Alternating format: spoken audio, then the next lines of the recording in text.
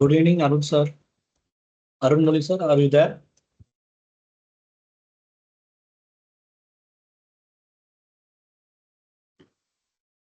Yes, Faisal. Am I Sir, audible now? yes, sir. Yes, sir. We can start within few minutes, sir. No problem. Take your time. Yeah.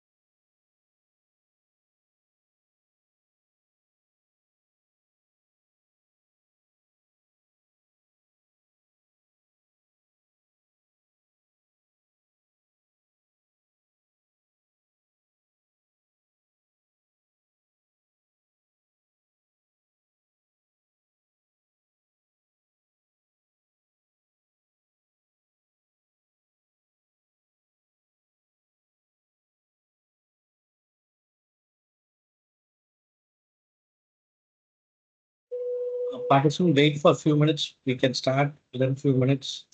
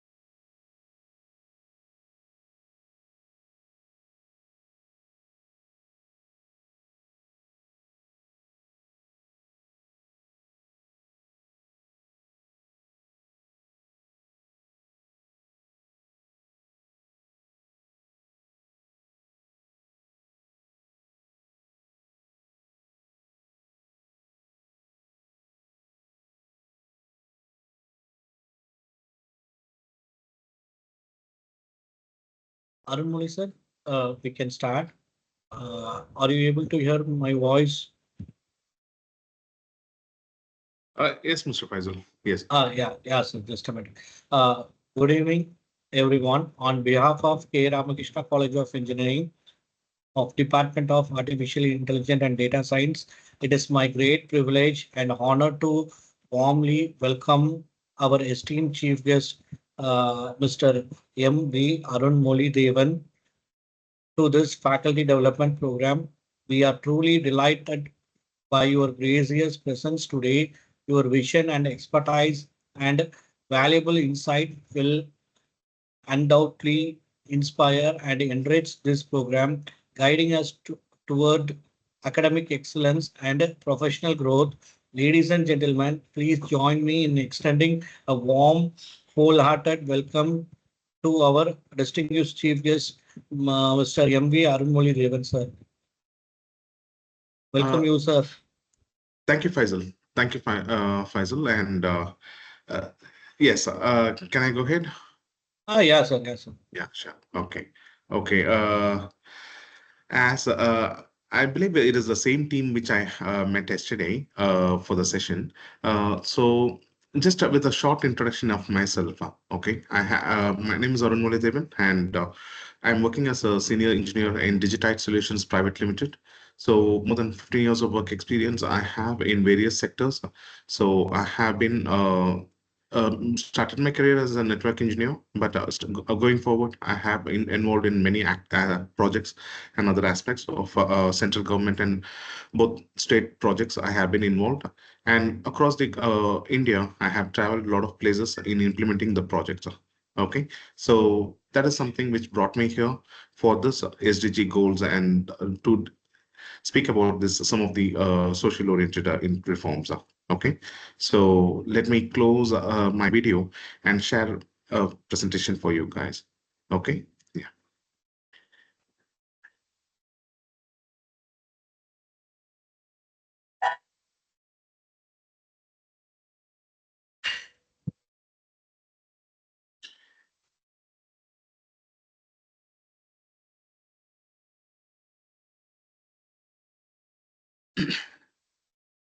Yes. I hope everyone is able to see my screen right now. So just I need a confirmation. Are you guys able to see my screen? Yes, Uh, sir. The yes. screen is visible. Okay. Okay, so today the topic of what we are going to discuss is about the sustainable urban planning. Okay, so it is mainly focuses on creating sustainable cities and communities across the globe. Okay, so as you all know, what is SDG? So Sustainable Development Growth, to make an uniformity across the globe to fight some key factors of the existing environment, like existing problems which the mankind is facing. So to overcome that, there was a association formed under United Nations, and they developed programs on various sectors to fight against poverty, hunger, and equality, and lot of other humankind aspects like this. Okay, so this falls under SDG 11. Okay, one of the goals sectors, and this sustainable cities and urban planning is most promising one of the goals, how it is, because it is one of the major needs of the mankind. Okay, so at the end of the day, we work, we earn, and we need a pleasant place to live in. Okay, so this pleasant place, okay, so how better the quality can be improved for the urbanization, so the planning of living, how quality we can live. So all this or be will be discussed in this project. Okay, so in this session, and some in brief and some in detail, we will be discussing on the goals and how important it is going to be for future environment. And as you all know, the changes what we are facing day to day in our growing environment. Okay, the climatic changes, the climatic disasters, and how we are going to protect the environment is another major issue. And on top of it, the growing population. Okay, so it is expected that in the upcoming years, the populations will definitely go high, and how we are going to overcome this kind of scenarios in our day-to-day activity, and how we are going to build the future environment, okay, like a future communities sustainable. That is one of the key factors we will be discussing in our discussion today. Okay, so just I will give you an introduction. Okay, so majorly the introduction, if you ask me on the sustainable cities and these things. So one major thing is that we will be looking forward for, give me a minute. Yes, so here we will be looking for more greener environment. Okay, so earlier, starting from the last couple of decades, okay, there was a huge population and lot of urban cities have been expanded. Okay, surrounding the cities as well as um, surrounding the cities, not only surrounding the cities, and also in various other places wherever the factories, industrializations, everything came up into the regions. All the regions have been developed as an urban. Okay, so what I mean to say is that a lot of rural places have been converted into urbanization. Okay, so this is not only in India, it is across the globe. This was the state. Apart from few developed countries, because they were more cautious and they started looking into these issues by 2008 and 2011. So they started emerging a lot of sustainable ideas in their projects, in their urbanization planning, urban town planning, and everything. They have made it from the basic. So they have a proper infrastructure, especially when the new city is developed in the last couple of decades, has been more vigilant in facing this kind of issues. Okay, so only the previous, how we are going to handle the previous urban cities, it is another one issue. So we will be discussing on that. So when we say a city, another two common factors is that the public transport, how the people are going to travel, and how the waste is going to get managed daily. Okay, so in India, we in India as well as in globe, the waste daily we produce is alarming. Okay, so it has been called as a very critical situation right now, and so many places we have dumped a lot of waste, and now the earth is not allowing to take it up. Okay, so it is giving it back to the environment, to our livability nowadays.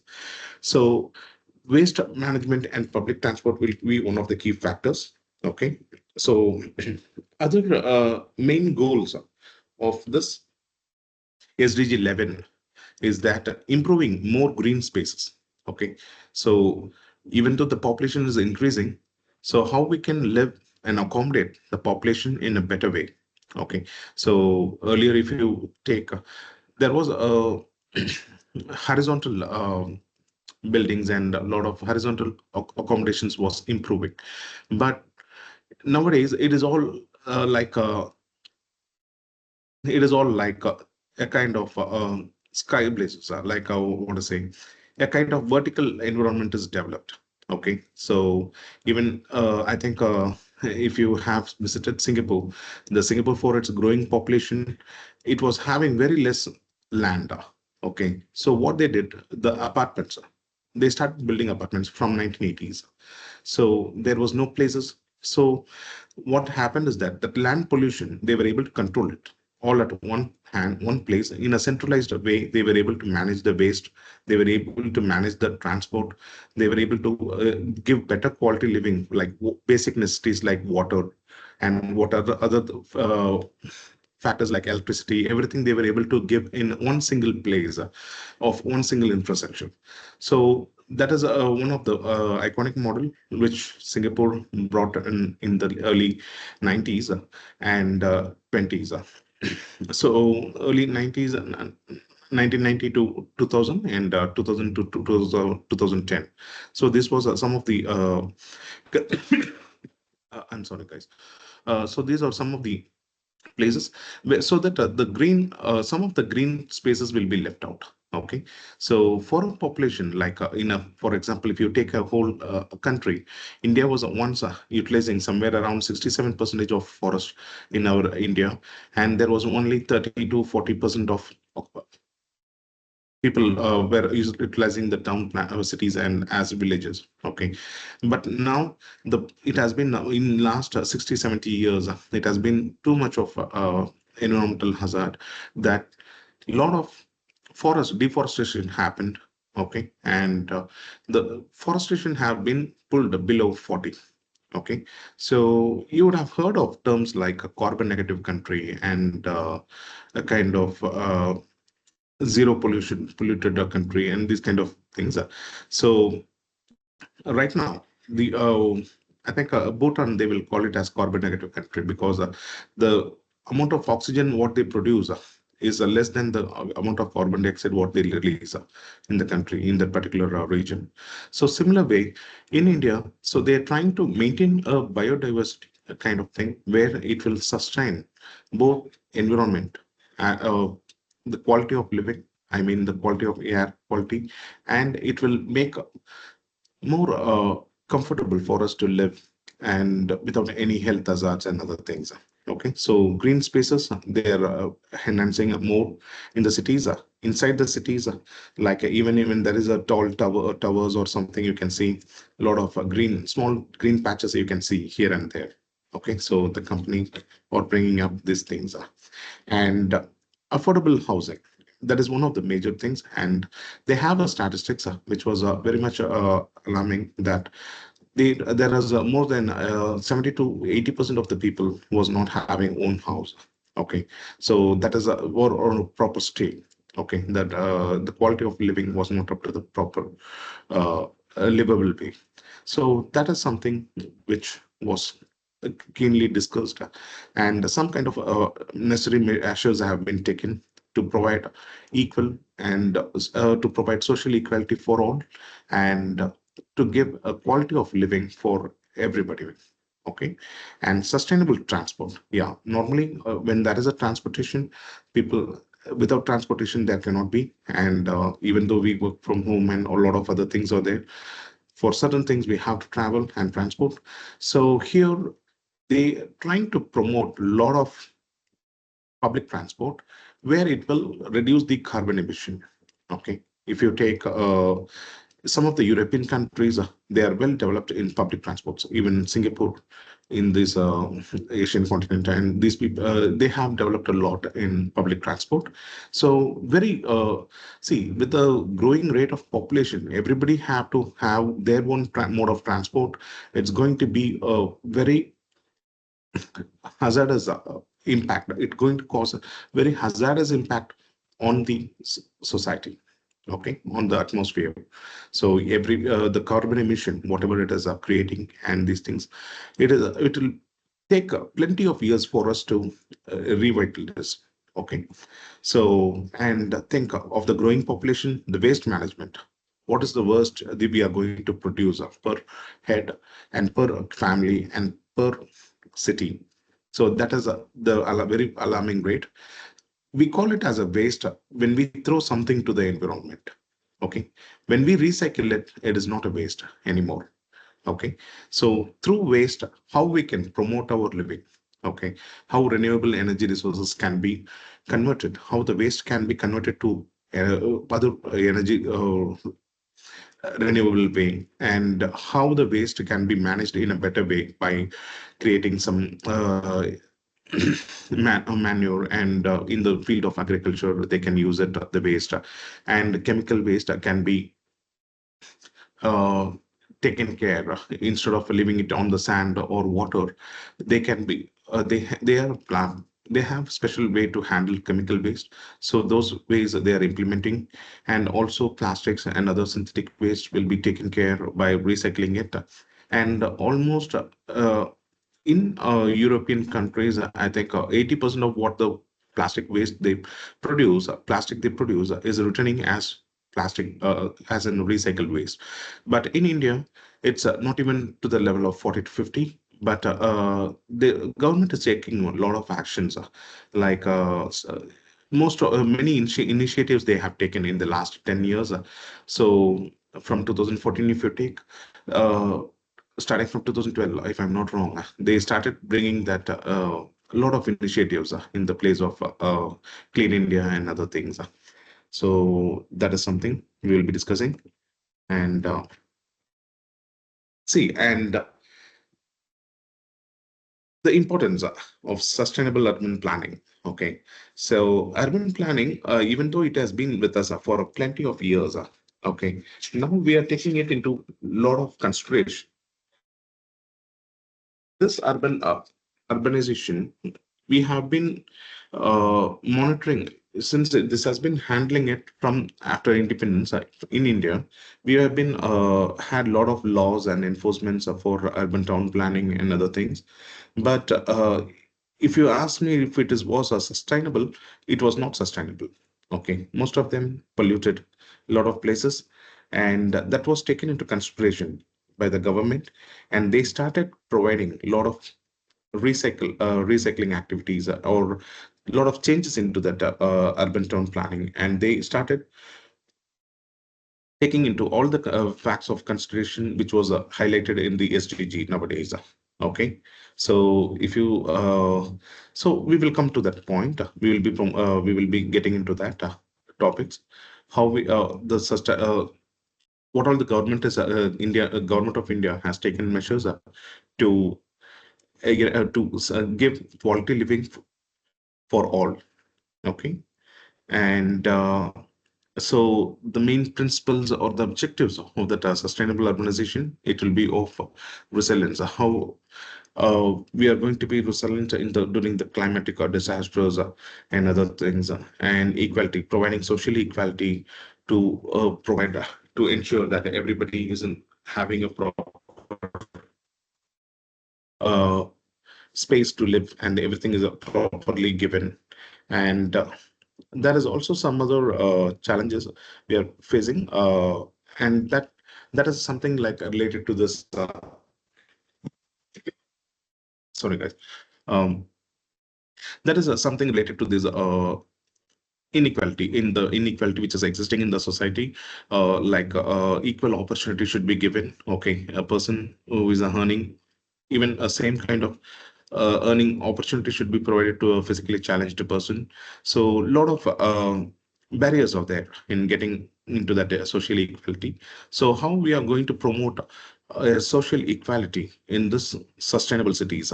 So that is one of the key factor, and this is directly impacts our economical growth as well. So this will create a lot of opportunities in the place of economical growth, environmental protection, social cohesion, and quality of living life. Okay, so that is some of the principles of sustainable urbanization, and here some of the key challenges in urban development. Okay, so since this is not a new topic from mankind, there is a lot of cities, and a lot of cities have been vanished in the course of time. You would have heard a lot of cities are from Egypt. It has been vanished no more now, and Sindhu, this Harappa culture, whatever you would have seen, so all that has been vanished. Earlier, once when there was a big cities, now there are no more. Okay, and if you take in that old ancient civilization also, you can see that a lot of waste management systems have been implemented. Now they are finding it that okay, they had drainages in those days itself, and they had equal space for all.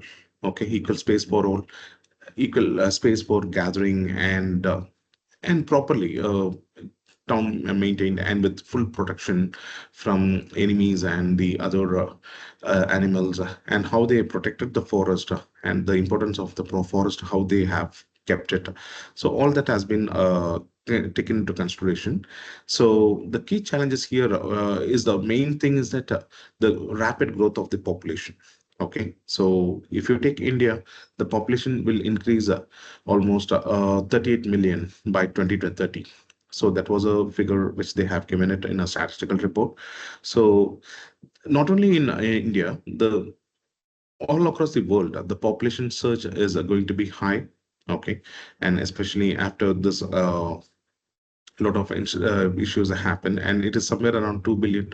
They are expecting somewhere population increase somewhere around 2 billion by 2030. So this increase, how we are going to manage it as a government, has a uh, to safeguard the globe, and how we are going to manage this. It will another point we'll be discussing now, and resource management. So whether all our population, to how extent we have basic amenities like water, food, and other energy resources. So what all required for living. So what we are going to have, how we are going to provide them. So that is one of the basic uh, resource management, which is their government is facing challenges, a lot of challenges in that. And transportation, how they are going to provide transportation for all, whether it is public or private, or even if it is a private, they have to provide the energy, fuels, and other things. So again, that is going to be indirectly impact on the economical growth and other culture, other funds of what they are going to have. And housing, they are promising the main concept of this sustainable cities and urban planning is to provide equal housing opportunity for all the citizens, okay, of the globe. So that is something which they are talking about. And environmental impact, okay.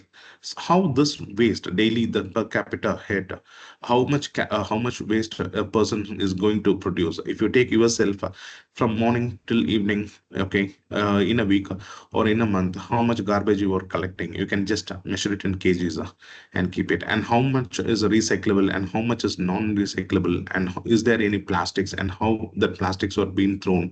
So if you take from your family level or within your individual level, you will come to know you will be producing minimum 5 to 10 kgs of garbage in a month or in a year. So according to the time and the situations, and how that is going to uh, be recovered, or how we are going to prevent it impacting the environment. So that is something. And social inequalities, that is what, an equal opportunity for all people, okay, irrespective of gender, race, irrespective of other skills what they have.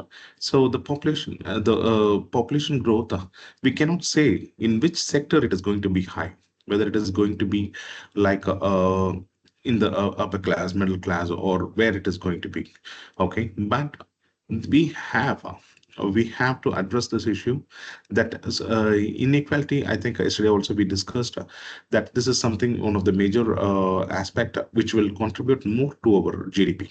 Okay, the togetherness will bring us a lot of changes in our environment, as well as in our sustainable cities as a communities.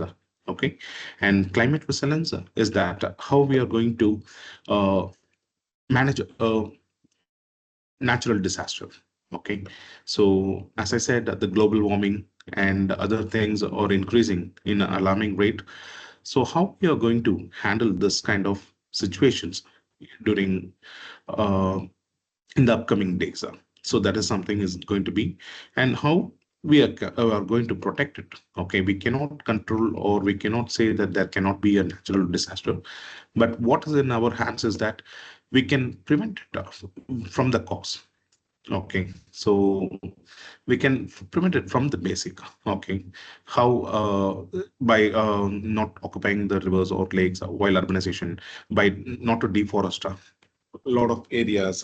So because of these kind of impacts, we can make sure that some kind of uh, climatical we will be able to adapt it to the environment. And even if a disaster comes, we should know how quick we can manage and adapt to that environment. Okay, so even though from last 100 years and on 120 years, what all the natural disasters have came, we are following it. But still, there is a more we have to focus and contribute. And here, or the transportation and mobility solutions. Okay, what the global policies and how they are trying to make it during the during the making of sustainable cities. Okay, so here, oh, sorry guys, yeah. So here, this in this global policies, here some of the global policies are in placed by United Nations organization to all the countries. So how they are going to manage the public transport and the mobility solutions, and national wide standards. Every country has their own standard how they are going to make eco-friendly and how they are make green transport in the upcoming days. And when they are planning the cities, they are planning it with much faster roads, faster connecting roads, and other things. So that is something which we'll be discussing shortly. And public transit, yeah, public transit is like metros and other public transports of what we are going to use in the future. So even in most of the countries it has been implemented and they are following it. So we are just some of the developing countries, we are just going to follow what is going to what has been followed there. Okay, so there will be some kind of dip in the automobile industry and other things where they will be making a lot of changes. So they have to provide cars and other things which doesn't harm the environment. Okay, you would have heard of this BS4, BS6, so this bar stage 6, and this kind of air pollution norms, and all that will be placed into consideration. And government are making a strict laws and rules and heavy penalties for those industries and automobile units which doesn't follow that. Okay, so that is there, and the government provides subsidies to promote a greener environment. So normally it will take some time to initially to set up a project, but going ahead, I think everyone will be having a battery car or battery bike hereafter in our homes. So that is going to be one of the trends. That is something going to be one of the future. And in that situation, yeah, again, how public health, public transport is going to help us out. Okay, so that is something we will be discussing. And active transport, like walking and cycling. And here, one of the important thing is that they, along with four roads, even cycle track has been made mandatory in most of the cities. And if you take most of the countries, you will be having a dedicated cycle track to reduce traffic and pollution levels. Okay, so most of the countries have, you can see in a lot of movies also. Okay, so people using bicycles nowadays, and that it has a now it has a again it is a kind of going back to the days, especially in plains. Okay, Bangalore kind of cities or little hilly area. So in those places we will not be able to walk or cycle out of. But in plains like Chennai and other places and other metro places, they have initiated a lot of things and they have dedicated, even malls are providing dedicated parking space for cycles. So these are some of the initiatives they have been taken. And shared mobility, that is something how they are going to share the existing uh, cars and these things. And here, one of the um, I'm not sure about which country it is, but you cannot drive a car alone. Okay, you have to share the car with somebody and you have to drive. So that is a written rule was there, and those people who are not following that has been charged heavily, fined heavily. Okay, so that is something which some of the countries have implemented, but I don't know whether it is existing right now. Okay, and in those countries, it also became a space where those people who are not having money, they just used to stand near the road and just since car sharing is mandatory, they will pick them and drop in some place. So that is less than a fine what they are going to pay them. Okay, so this kind of car sharing was there in some years before, but I'm not sure now it is there or not. And how we are going to use the smart technology, avoid traffics, how we are going to reduce the congestion daily activities, how we are going to bifurcate the time. See, and I think most of the cities have been implemented that all offices or all schools doesn't open at the same time. Okay, they have reframed that, and slowly, and some schools start at 8 o'clock, some schools start at 8:30, and some offices also applied to that. And now, very recently, one of the transport minister was suggesting that it is mandatory. If it will be good if they provide 2 days work from home to workers, it will reduce the traffic during the weekends. Okay, so even to that level, now they are discussing about the traffic and other things in cities. Okay, and in Bangalore, one statistic says that an average travel time in Bangalore, it will be 15 kilometers per hour. Okay, and they are trying to increase it to 20 per hour. So you can see, and earlier it was like 8 kilometers per hour. Okay, and this is something like if you have to travel to an office which is at 20 kilometers or 30 kilometers away, you have to travel 20 to 2 to 3 hours on road. So the maximum road time they spend on the road has to get reduced to reduce the accidents and other impacts. Okay, so they are bringing in a lot of smart technologies like where there is a congestion, you will be now you are alerted earlier itself. I think one of the FM initiatives also took that. They used to announce in the FM saying that in this road there is a congestion, so you can take this other alternate road.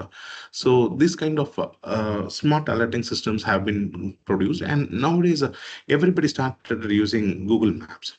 Okay, so like without a Google Map, nobody is driving, even though if they know, and even the car, if you automatically going to certain areas and if you start using it, automatically it will map that you are going to that area and it will start showing that particular location.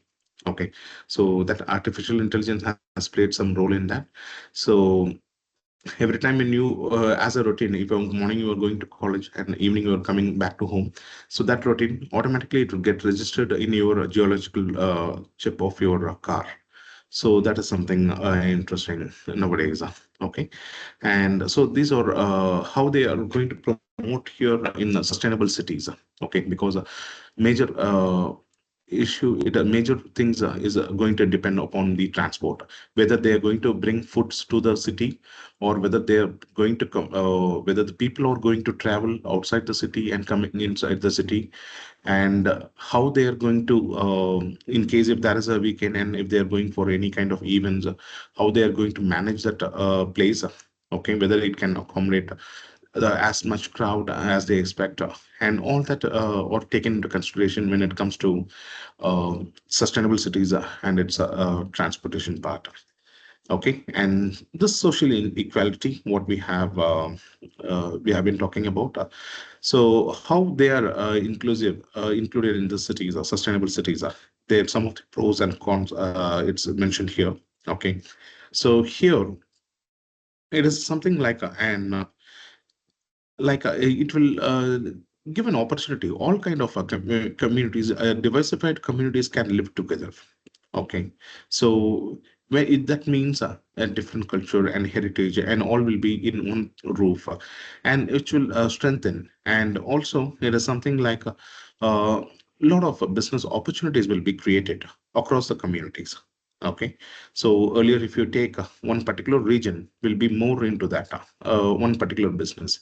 So when there is mixed of communities, what happens is there will be mixed of business, so mixed of opportunities. Okay, and better, more entrepreneurship and other things will be created globally across the globe, and this social equality provides a lot of benefits for the economical growth as well. So that same helps in creating a calmness and safe living in the sustainable cities. Okay, and this there are some of the problems here, I will tell you. So not all communities or all industries can be at one sector.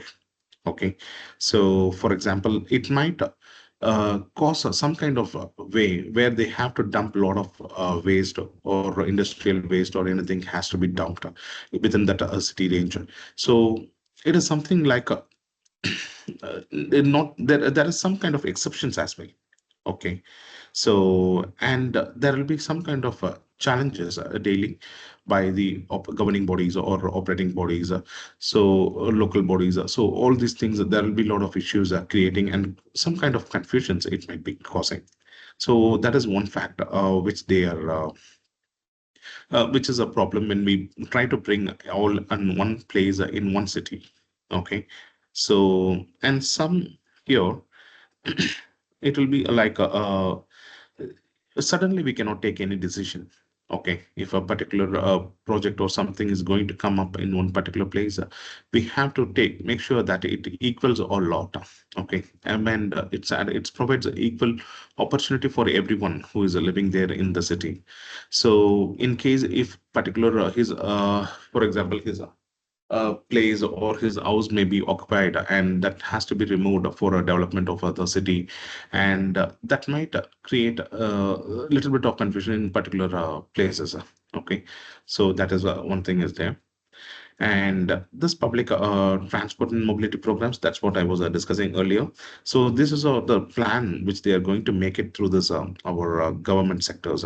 Okay, so addressing the current plan, what is the current transport traffic, what they have, what is the current problem they are facing because of the transport, and how they can mitigate it. So all this has been using through this the plans and policies which are made by the UN nation. And here, this is what the structure is. Okay, just for your info, like a planning. Planning normally assess the current needs of the public transport systems, and designing it's like in which areas whether what feasible transport we can bring in. Okay, because the roads are more than 100 years old, roads are there, and if you want to bring a new technology road, or whether that is sufficient for that, or whether if we bring in for example underground tunneling metro or something has to happen, what is whether it is feasible in that particular location. So that kind of activity. And implementation, it's again, implementation is another big program, is a big program where the budgeting and the economical growth, whether that is that much important to business or immediate need of the society, all that will be taken into consideration. And promoting, okay, so which of the places it is going to promote. Okay, so where the population is more, they will bring a lot of infrastructure activities more in that region. So that kind of places will be identified. And evaluation, like a lot of projects will be evaluated. Okay, which suits the best for this particular region of transport. Okay, in this particular region, okay, some places buses are good, some places train connectivity is good. So like that, they used to evaluate it. And if you take the British, when they were ruling India, they had a very good infrastructure with the railways. Even at the time, US was not having that much bigger infrastructure on railway. Okay, so the British government, which they ruled us, had a lot of very good transport system through railways. Okay, and future enhancements. Any project we are going to bring on public transport, it is going to be not a one-time project. So they are focusing it like next 100 years or 200, 300 years. If they want to expand it, there should be a space to expand it. Okay, so that is something nowadays they are focusing on, and they are trying to give a lot of space for enhancement. Okay, in the future. Okay, so today we are going on metros and other things, but tomorrow there can be something bigger also can be there in our list.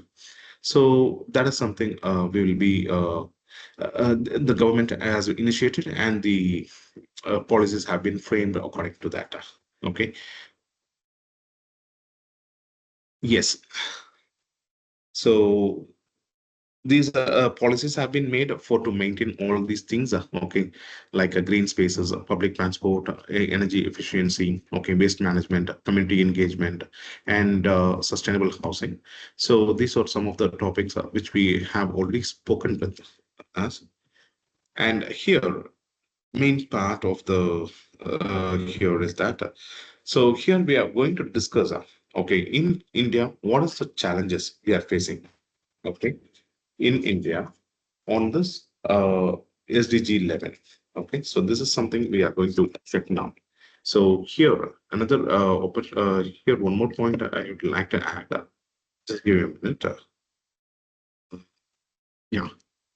So this rapid urbanization is the surrounding places of the urban parts has been increased hugely. Even water bodies and everything has been converted to lands, and everything has been moved on. Okay, and this key challenges I will tell you. This rapid urbanization and population growth, yeah, both are same kind of thing. Okay, population growth automatically increases the urbanization activities more, and so when there is an urgent need to expand immediately, some of the factors will be compromised. For example, the water bodies will be shrinked, some kind of deforestation will be into the place, and some kind of some other issues will be getting into the place here. And so the people, they might expand the urban areas, but the proper transportation and basic communities has been provided. If you ask, it will not be there. And this rapid urbanization, what happens as the time goes, like 20, 30 years, how it goes, if you see, there will be a lot of air, water, and waste will be created, and a lot of pollution, severe pollution will be there in our atmosphere. So that is something which we have to think and do it. And government of India has made a lot of policies on top of the other global policies. So they are focusing on better quality, how to increase the quality of the living, and how to make the sustainable cities more. Okay, so normally when there is a rapid growth, as I said, there will be a lot of water bodies will be occupied, and during climatic changes, disasters, and other things, we will not be having a lot of uh, ways to find way to um, find way to overcome it. Okay, so that is something. And if we leave it now to that rapid urbanization, tomorrow we have to suffer on other aspects. Okay, like tomorrow we have to suffer on climatical changes, some climatical disturbances, and transportation. We have to spend a lot of time in transport. So when there is no amenities, we have to spend more on that, and that will automatically impact your economical growth, as well as your basic things, basic living things. Okay, so that is something. And this that is social economic inequalities. So some places or due to some industrialization and some other aspects, there are a lot of places where we like certain places are there. I can give you an example. Okay, if due to this fast growing industrialization and other things, I think how many of you visited this GeoCity, Ahmedabad? So there, if you see the quality of living, everything, it will be like a California. Okay, so that kind of city, it was built here, okay, by GeoCity, and it was made for the almost 2,000 acres or something. You can just Google it out, okay, how it is, and that is one of the most sustainable model what they created it. Okay, and when they mainly focus saying that sustainable cities, so it is going to spend only on renewable energy resources, and it is going to live on its own. It is not going to be depending on anything else. Okay, the city will be more safe, secured, and the people who are living there will be more having a more quality of living. So that is what actually that sustainable energy, sustainable cities mean. Okay, and yeah, this environmental changes, how directly and indirectly this fast growing urbanization impact our environmental challenges. Okay, so I think most of you, we have said that when we start using like urbanization, far from cities, if you take, or far away from the industries and other things, the employee has to travel a particular distance. So in order to bring up the employee to through public transport or something, again there will be a severe pollution happening in the vehicles and industries, and alongside polluted water and solid waste will be more on the roads. Okay, roads, not only on the roads, even on the residential areas, you can find that pollution happening. Okay, so this indirectly or directly make a problem within the environment. Okay, and moreover, this resources, how they are going to manage for the huge population. Okay, if 200 people are living and already the government is giving them water, suddenly if a population surge increases like 1,000 to 1,500, how they are going to manage that supply chain? Okay, so that is going to be very important key factor. Okay, so now the government are monitoring some of the things through IoT and artificial intelligence.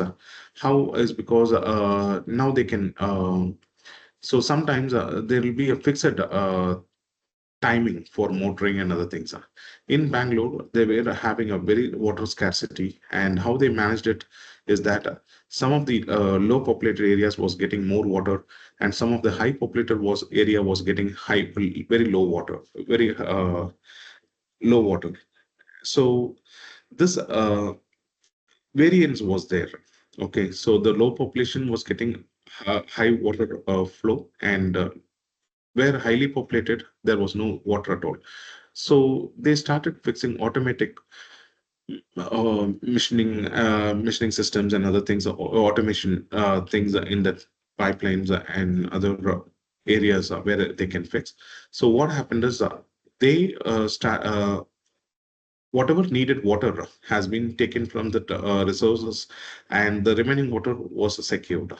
Okay, so it was not just like it will flow, like it will not be overflowing or overflooding to anyone. So these are some of the challenges, the changes they are making it in the urbanization, urban cities. So they are trying to make cha- uh, all the problems which will come through environment. They are trying to sort it out in one single hand. And infrastructure and other services, that's what housing shortages are. So housing shortages, and when we promise that housing for all, whether we have that kind of raw materials, what are needed for a house. So all that has been discussed, and how they are getting the raw materials, how renewably they can get raw materials. See, and to forecast this, there was a house exhibition was happening where you can build a house in just 3 days of time. Okay, just you can have to buy the materials, and installation it will take a couple of days to install it. So it is a in future it is no more going to be the normal way of building what we build now. Okay, so we will be getting more sustainable houses with a lot of years, like even 200 300 years life can be given for that kind of houses. So mainly ready-made kind of model houses are coming up.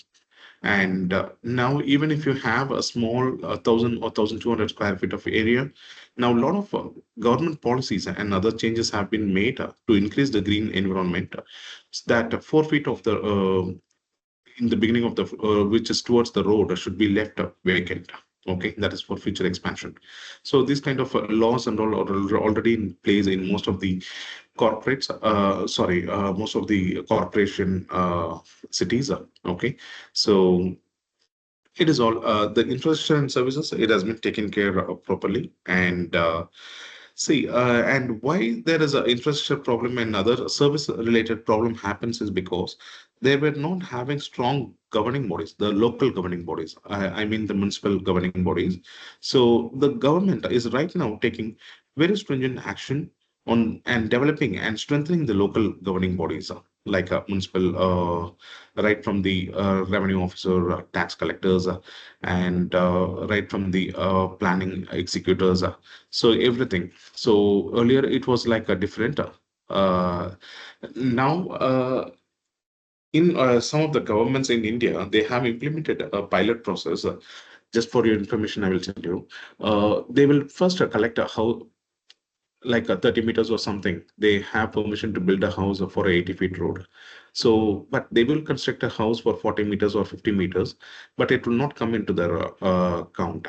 But there was a project implemented in 2014. Okay. How is that? A drone will fly across the city and it will map all the cities which are violating the laws. Okay. Its length and breadth, everything will be captured and automatically it will generate a bill. Okay. So in states of Haryana and in Bangalore also some trial runs was there. But what happened is they were not able to find anybody. Okay. So a lot of that is the social inequality I was talking about, right? So when they find to some area, it is very hard to implement some of the rules in some locations. Okay. So they will not pay and they will fight with us on the court, and these kind of other situations will be there arising. Okay, so when there is a no proper urban planning or anything is there, like everybody is occupying or extending 1 or 2 meters towards the road, and it will automatically shrink the road and it will cause uh, poor transportation. Okay, so already the existing itself it is not up to the mark. So it will even decrease the uh, transportation of the people, okay, and commutation of the people.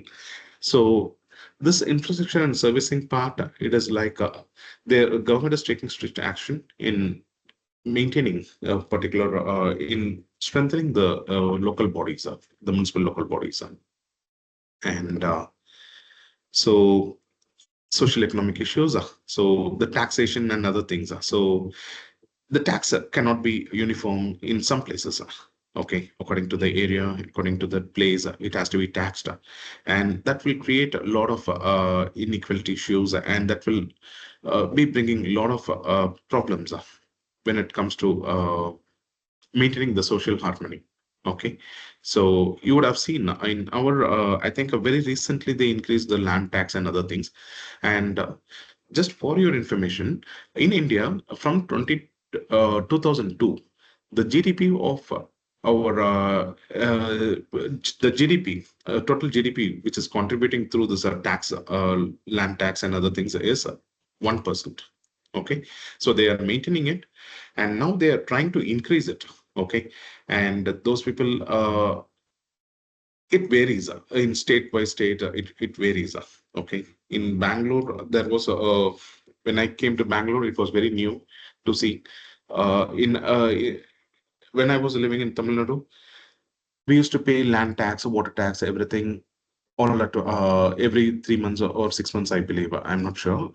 We used to pay that bills, but in Karnataka, they doesn't pay that bill. Okay, only when they are going to sell the land after 20 years or 30 years. Okay, they used to come and pay with the penalty. Okay, it is a very nominal amount, but in some places they don't pay it regularly. So that's what I mean. And even though that laws and other things are strict, they don't implement it. Okay, after all, our citizens are so they don't want harsh to be on them. And again, at the end of the day, the government has to take care of them indirectly. So these are all some of the issues are happening with economic related as well as the social related. So when the person's is a ability, earning ability, everything is a good to increase his financial, take care of the financial needs. He will automatically pay the tax, whatever it is. So that is what the vice versa connected. So that is what the government also looking to improve. Okay, the social, the structure of it. So this will indirectly improve the sustainable cities. Okay, they can bring in a lot of new projects. They can bring in a lot of transportation facilities, a lot of amenities, and they can give even more advanced kind of quality living to a a particular locality. Okay, so that is something is there, and in there are few inequalities is there because if you take a poor area like Annanagar is not the same kind of amenities and other things, if it is provided to some other place, I'm not sure it is there or not. So this kind of issues are there. So that is all has been discussed, and this is not only here; it is across the globe. It is there, even in grown-up developed countries like London and other places. Okay, so few policies are set up, and the government is trying to take some stringent action against it. Okay, so as I said, the governance and planning, the weak governance, the urban local bodies, they are having a limited power, so they are not able to collect funds or what to say. I mean, they are not able to maintain a proper equality in that locality. Okay, where one person will pay the tax correctly on time, one person will not pay the tax correctly on time, and he cannot take forcible action immediately on that person. It has to go through a court or something, and like 6 to 2 years, it has to get it done from the court. So it is a lot of issues there in governance, and also when it comes to planning. As I said, most of the plannings from in the time of independence, we have a lot of urban planning, town planning, and other commissions are made, and most of them are getting outdated right now. So that is one of the key sector. But now with this SDG 11, a lot of new policies have been made. And in that, some of them are that smart city plans and other things of what they plan, right? So 100 smart cities that they're trying to create in India, and they are going to provide a high speed of transportation or with all amenities 24/7 and with zero waste on pollution. Okay. Zero waste on environmental issues, and they are trying to control a lot of issues in the government level. And and municipality local bodies or fragmented policy hinders efficient planning and integrated urban development. So as I said, the law cannot be implemented equally in all locality of the region. Okay, even if it is a small municipality or a township, there is some kind of variation is there. So that is something to be addressed. And in India, to promote a house for everyone. Okay, so here there are some plans that has been implemented. Okay, one of the four plans I am mentioned here. Okay, that Amrut plan. Okay, and now the Amrut 1.0 is there. I think some changes has been made in that. I think some more planning and other things, infrastructure related, servicing related issues have been addressed when it comes to Amrut plan. Okay, and Pradhan Mantri Awas Yojana. So it will give at least one shelter, one room, and one basic uh, bathroom kind of structured houses. Okay, and this will be provided free of cost. Okay, the government will support them, whoever is in the under below poverty, and they will provide them these things. And smart cities. Already there are smart cities, and so many experimental cities are there in India. Okay, it is just the word came smart cities, but from 1975, 80s, Mysore, the state of Mysore, Chandigarh, and all were one of the iconic cities. I mean, well-planned cities. Okay, new cities and well-planned cities. So so this kind of smart city mission is to bring up the existing cities as well as it is how we are going to manage the population in the existing cities and how we are going to overcome it. So top 100 cities has been made, and it has been listed in the year 2014 15, and most of the our many states have been covered in that, where 24 hours of transportation for these cities, 24 hours interlink transportation for these cities via road, air, and whatever possible ways it will be connected. Okay, and all the cities will be they are trying to connect through metro and high speed hyperloop and all is coming up right now. Okay, where in 2 hours you can travel somewhere around 600 kilometers of time. Okay, even I think half an hour or 1 hour you can travel that time. So these kind of smart city missions are taking care, and one of the global leaders like Japan and Singapore, and uh, some of the European countries are investing a lot on that smart city mission. And in our India, I think Japan has contributed a lot in creating our metros and other ongoing this Vande Bharat and other things. I think Japan is contributing a more. For Vande Bharat, I'm not sure it's Japan or China, but yeah, some kind of contribution is here in India. Okay, and Swachh Bharat mission is it's a cleanly for that Clean India movement, and this is mainly for waste management. Okay, so this mission addresses directly under the mission, Swachh Bharat mission, and this is something providing collecting waste from the household directly. Okay, from the home they will collect the waste, and while collecting itself, they will segregate the waste in the same day, and they will dump it out.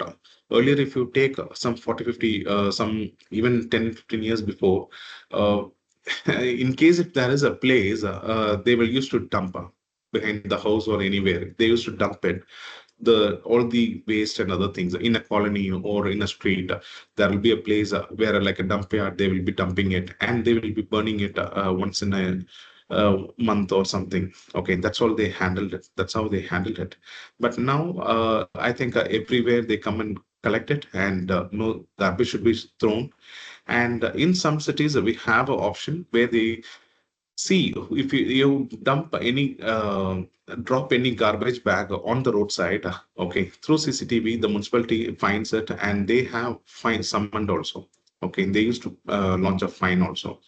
Okay, so that kind of issues have happened in Bangalore. So as a metropolitan, as a growing cosmopolitan city, a lot of changes is there in Bangalore, and the similar way across India, a lot of cities are maintaining that.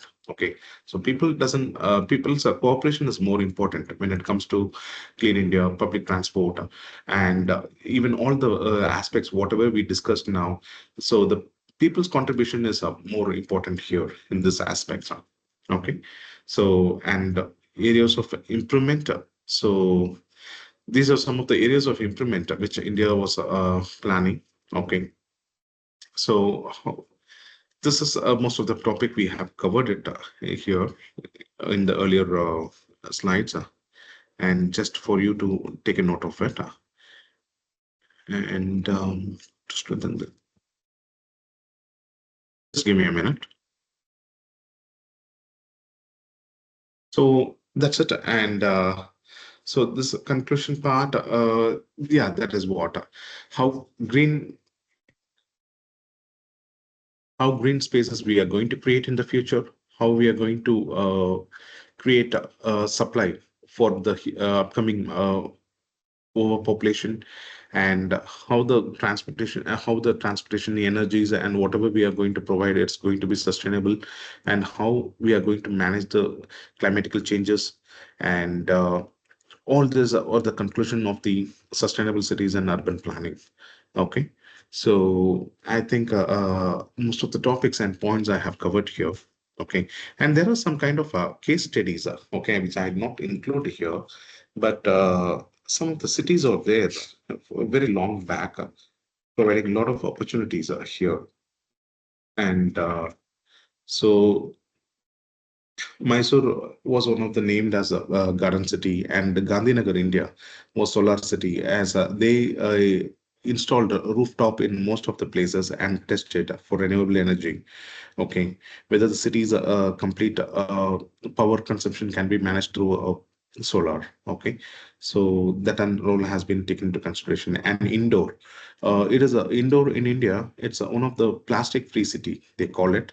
Okay, so there is a waste segregation system, automatic waste segregation system, that is, and they produce a bio CNG and organic fertilizers. Okay, turning waste into resources, and drastically in most of the places there is a landfills of a dump yards kind of thing. So most of them has been reducing right now. Okay, and in Mysore there is a 200 acres of a solid waste management plant that has been set up, and I think it is still under construction. So that is one of the local body from Maharashtra is installing it. So that is something which they will be they can handle the complete waste of Bangalore and Mysore, two cities. So will be taken there and recycled, and most of them will be the concept of minimizing the zero waste. Okay, so like that, lot of world case studies out there. I wish if you could get some time, you can go through it.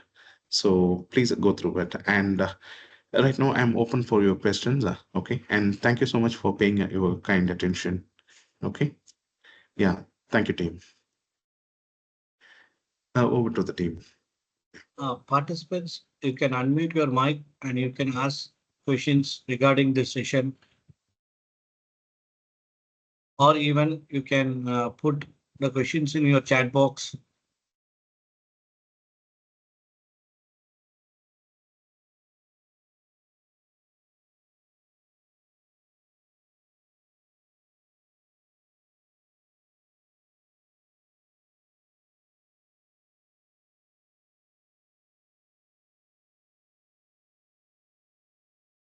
Participants, any question, you can ask question. You can unmute your mic and then ask question, or you can put the question in your chat box.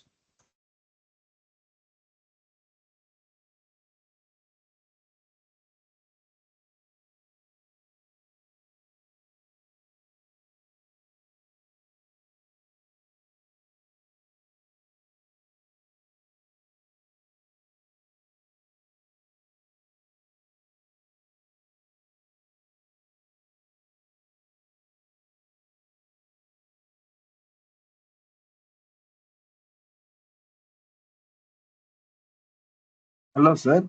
Do you hear me? Yeah, sir. Sir, Yes, you please. talked about infrastructure of houses and all. Yes, please. Please go ahead. Yeah. Actually, in terms of houses, that is, there are one more terms are prevails like based on rent. There is a high populated area and there is a some other is low populated area. But here there is one more thing is based Yes. on the rent. Rent is some area is having high rent and some area is having low rent. There is a inequalities in this rent, and there is no such systems to monitors like rent, something like that is economic based on the housing systems. Is there any monitoring system is there from the government bodies to check Uh, the? yes. Actually, so actually, in regards to this inequality, it is in the society, not from the government point of view, because the government has given a lot of policies and governing measures, and they have fixed the rents also in many places. Okay, but whether they follow it, definitely they are not following it. Okay, so that's because of that. See, one more thing is that that inequality is definitely there. Okay, so that is something which I said. Annanagar, if Annanagar area, if it is so posh and if they get all the amenities and other things, whether they are getting the same kind of thing in other place means it is a big question mark. So actually, according to the government, they have placed some rules and other things out there, and they try to promote a house for all. Okay, so one of the major concerns of this SDG 11 is that they need to provide a lot of houses for many people. Okay, like own houses. So if at all you are capable of getting in house, the government is ready to support through banks and other loan factors. They are ready to support. And one more point here is the rental part. It is something which was not so much discussed here. Okay, and so it is something like people now in the recent 2 decades, if you take the capacity of people who bought the house and paying an EMI and other things are more. Okay, when compared to people who are paying rents in cities. Okay, so that is always there. Uh, there is no social problems which is existing, social economic problems which is existing in developing countries. So in future, we hope that it will be resolved. Okay.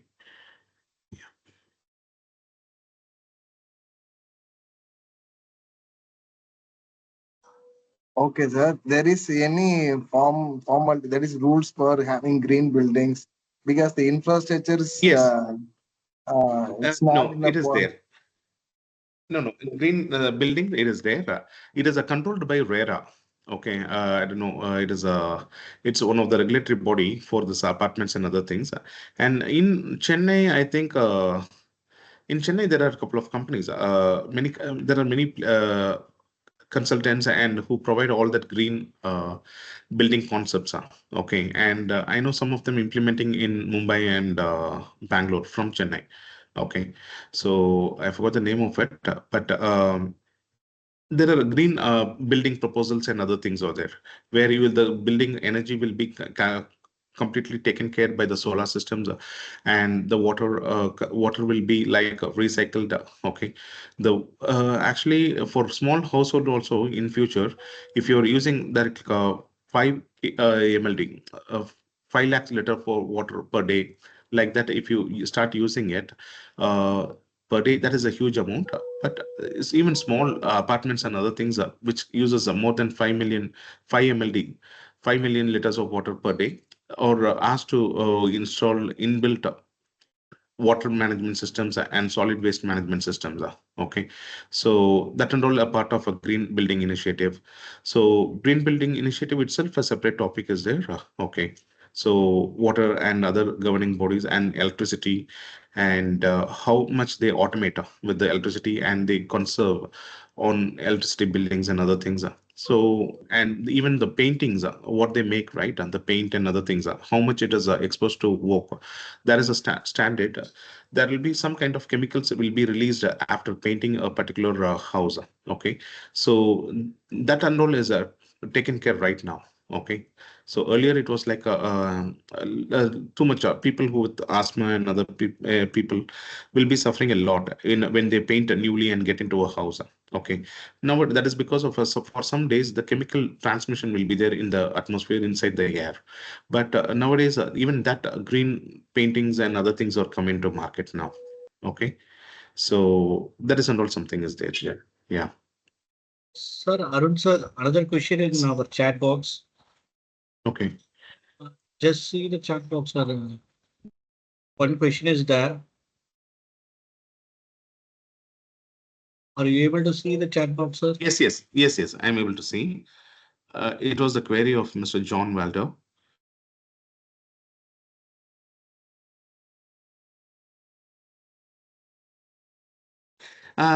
This is again a question. Okay, and whether can you suggest how SDG can motivate politicians to take India as a developed country? So, if you ask me, politicians, I will not be the right person to answer that, because politicians are motivated in different ways. Okay, I don't think SDG motivates the politicians, but governing bodies, definitely governing bodies, they motivate. Because their natural calamities, now if you see, they have reduced the funding for natural calamities in some of the regions. Okay, so that is why, because the natural calamities, global warming and other things, a lot of time, or more than 25 years, the UN nations and other people have been telling that there is an increasing global warming and other factors, where it caused a lot of rise in the sea level, and because of that, it became the rain and deforestation. A lot of things have happened. Okay, because of climatical changes. Okay, like this forest fires and other things. Even though it was not man who did it, but a lot of deforestation and other things happened by nature itself. Okay, so a lot of things was there, and in smart cities, it is like even our individual contribution. Okay, our individual contribution, like everybody is paying the tax properly, and by uh, keeping ourselves sustainability towards particular all these SDG goals. I think it is total 17 or there. So if you go through all the SDG goals, I think you will come to know that our individual participation is more important. Okay, so the change starts from ourselves. Okay, that's the way it is. So how much better you can use your house from pollution, and how we can control it. And slowly it starts from the house to street to that other places. Okay, so politicians, they will be interested in getting a lot of projects, okay, like this, and implement in the society. So that is one way. And one thing is that all the economical growth, one significant change is there, but they doesn't highlight it, is that corruption. Okay, corruption is there in all the field. Okay, so if a person is not paying tax, it means I'm not saying all the people, but some of the bill collectors or tax who or involved in tax collecting tax from the people get some kind of bribe and leave it off. So the money doesn't go to a government, and in that area, if money is less, the fund which is getting collected is less, how they can give back to the society. That point is there. Okay, so these kind of issues all are interlinked, one another. Okay, but we hope for a better peaceful country without any corruption and other things. So this kind of individual transformations will definitely will give a big change in the future. And as a faculties, I think I request all of you to take it to your students. And now they are doing whatever they learn. This is all very basic. It is all getting very basic for the living also. Okay, yeah. I hope that answered Mr. John's question. Yeah. Yes. Yeah, sir. Thank you. Thank you for your session, sir. On behalf of K. Ramakrishna College of Engineering and Department of Artificial Intelligence and Data Science, I extend my sincere gratitude to our esteemed resource person for their insightful session and valuable knowledge shared throughout this session. Your expertise has greatly enriched the learning experience of all participants. Thank you, sir. Thank you, Arunmoli sir. Uh, Thank you, Mr. Faisal, and thank you for everybody who attended the session. I really enjoyed sharing my knowledge, and it is any questions or anything related to this. If you want, you can just share a questionnaire to me, and I'll be happy to share it back to Mr. Faisal and to all you guys. Okay, and wish you all a happy weekend, and take care. Be safe. Yeah. Thank you, guys. Yeah. Thank you, sir. Yeah. Thank you. Sir, next session will be start within few minutes, 5 minutes. You can take a break for 5 minutes. We can come at 7:35.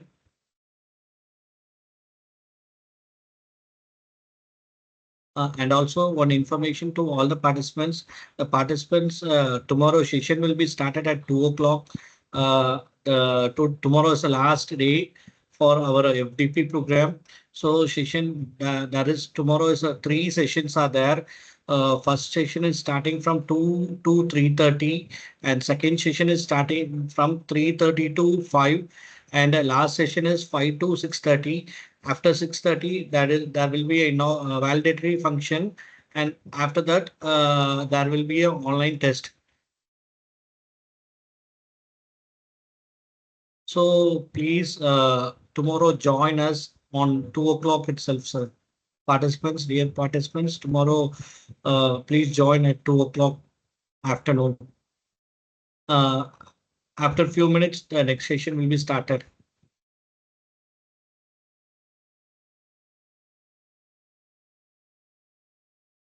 And also you can see your attendance.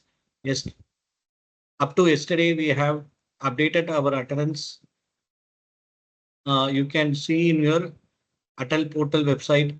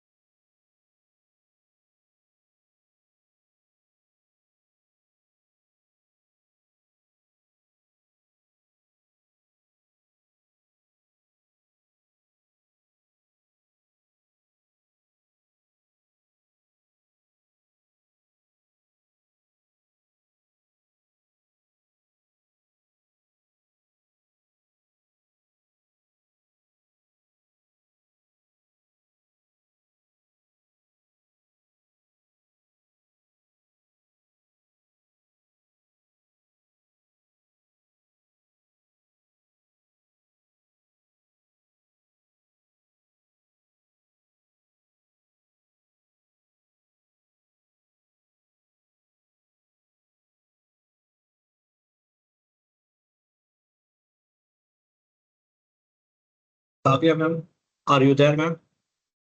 Yes, sir. Can you hear me? Yeah, ma'am. Sure.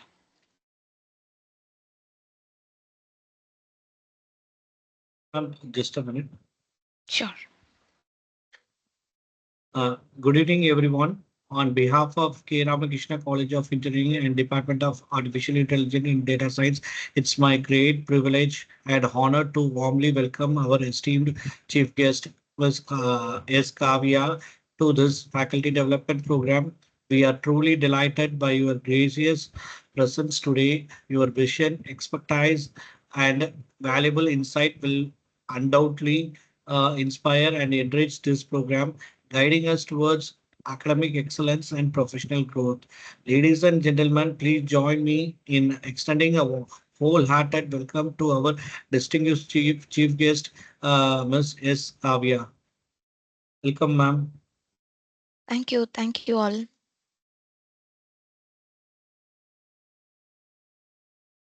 Yes, ma'am, you can start the session, ma'am. Sure, sir. I'll Whether, share my. yeah, ma'am, whether it is able to share your screen, ma'am. Yeah, just a minute. You're able to see my presentation, sir? Yes, ma'am. Okay.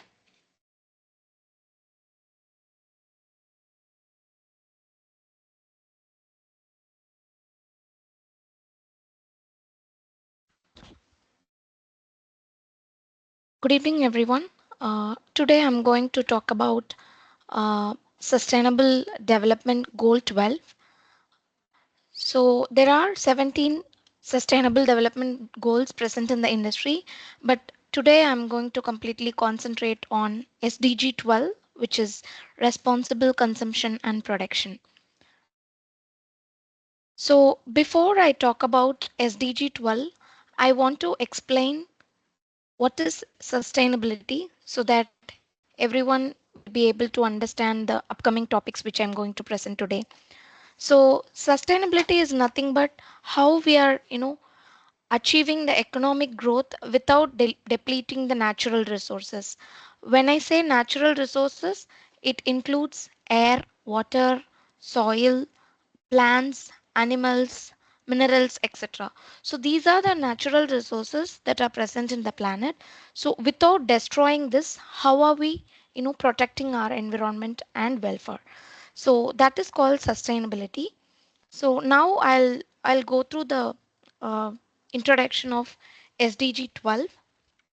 So this SDG 12 completely focus on responsible consumption and production. When I say consumption and production here, it means whatever product we are producing and whatever product we are consuming, it should be in a sustainable manner. Like it should not destroy our nature. Without destroying our nature, how are we preserving our environment and welfare is what is about SDG 12. So it completely focuses on responsible consumption and production. It also encourages us to achieve economic growth without destroying any of the natural resources. As I mentioned, we should not destroy air, water, soil, plants, animals, minerals. Nothing should be destroyed. And it also emphasizes the importance of managing materials that are toxic to the environment. Whatever is toxic to our environment, we should stop using it and we should use it in a wise manner, because only if we maintain all this, it will help us to maintain a sustainable environment, and it will protect the planet for future generations. So this is all about SDG 12. Before I touch upon the next topic, I would like to highlight two types of production. One is unsustainable production and the other one is sustainable production. What is unsustainable production? So, say for example, if a country is getting its income by destroying non-renewable natural resources such as oil, gas, and coal, that is called unsustainable production, because we are destroying the nature and then we are getting income out of it. So if a country is doing like that, it cannot sustain its economy. Once the resources are destroyed, the country will be nothing. So if we try to produce income via any non-renewable natural resources or by destroying any natural resources, then it is called unsustainable production. Whereas on the other hand, sustainable production is nothing but the country that completely relies on sources such as sustainable resources, getting energy resources from wind, solar. In that case, a country will be possible to continue to generate income in the future because we are not destroying anything, but then we are trying to produce energy through wind and solar. So those type of production is called sustainable production. So all our country should rely on this sustainable production because here we are not destroying any of our natural resources. We are not destroying plants, animals, fuels. We're not destroying anything here, but then we are trying to achieve something from the renewable resources. That is what is the motto of SDG 12. So there are a lot of key targets of this SDG 12. I'll touch upon one by one. For each key targets, I'll be giving couple of examples so that it will be easy for the audience to understand the topic real quick. So these are the key targets: implement, halve, encourage, promote, and ensure. First is implement. Implement is nothing but you implement a 10-year framework of programs on sustainable consumption and production. This is a global initiative. This is aimed to promote sustainable patterns of consumption and production in all countries. So here what we will be doing is we will be adopting to a framework of programs that help us in producing an sustainable environment. I can give few examples here for this implement target. We can take a country adopting policies to support green manufacturing practices. When I say green manufacturing practices, nothing but let's produce recycled plastic bags instead of going with the normal ones, because if we have the reusable bags it will be easy for us without destroying the nature. That is one example. And another example could be introducing programs that encourage recycling and waste reduction in industries. There are products that will not get recycled and it will cause a lot of pollution in the environment. So in that case, if we can incorporate programs that encouraging recycling and waste reduction in industry, it will be helpful for adopting to this SDG 12. That is what is the implement all about. Basically we have to adopt to a 10-year program which help us to maintain a sustainable environment. Next is halve. Halve is nothing but how we can reduce the global food wastage. In our day-to-day life, we might have seen we might be wasting a lot of food, not only in home, but if you look at schools, colleges, IT industries, manufacturing industries, everywhere you go, we'll be wasting a lot of food. We have to avoid that. That is one of the key target of SDG 12. Few examples could be if if the restaurants are having surplus food or excess food, they can donate it to the food banks instead of wasting the food in the dustbin or the garbage bag. That is one example. And another example could be the grocery store selling imperfect product at a discount rate to reduce waste. If in the grocery shop, if you see, there'll be lot of products that cause um, lot of impurities to the environment.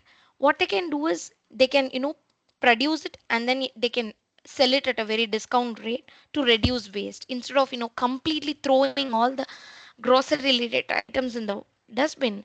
They can give it at a discount price so that the wastage can be reduced using this half target. The next one is encourage. Encourage is nothing but it encourages all the companies to adopt sustainable practices, especially if you take large and transactional companies. They are not using the sustainable products and they are not following the sustainable practices also. So this encourage emphasizes all the companies to use sustainable products and follow sustainable practices. The example of this could be companies, the large companies can, switch to renewable energy for data centers.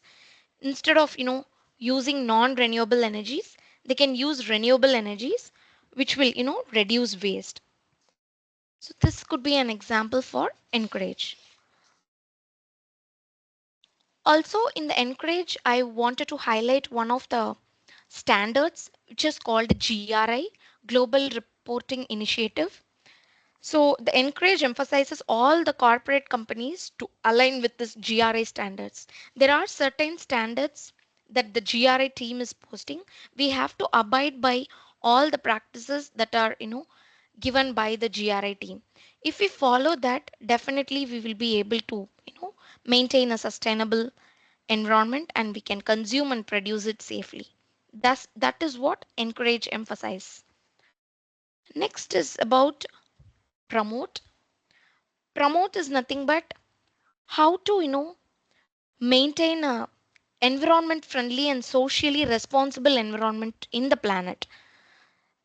Example for this could be municipalities. We might be seeing municipalities, governments and all, right? So municipalities should source materials from sustainable suppliers. When I say sustainable suppliers, it should be reusable, recycled. Those products should be purchased and then it should be given to the normal people.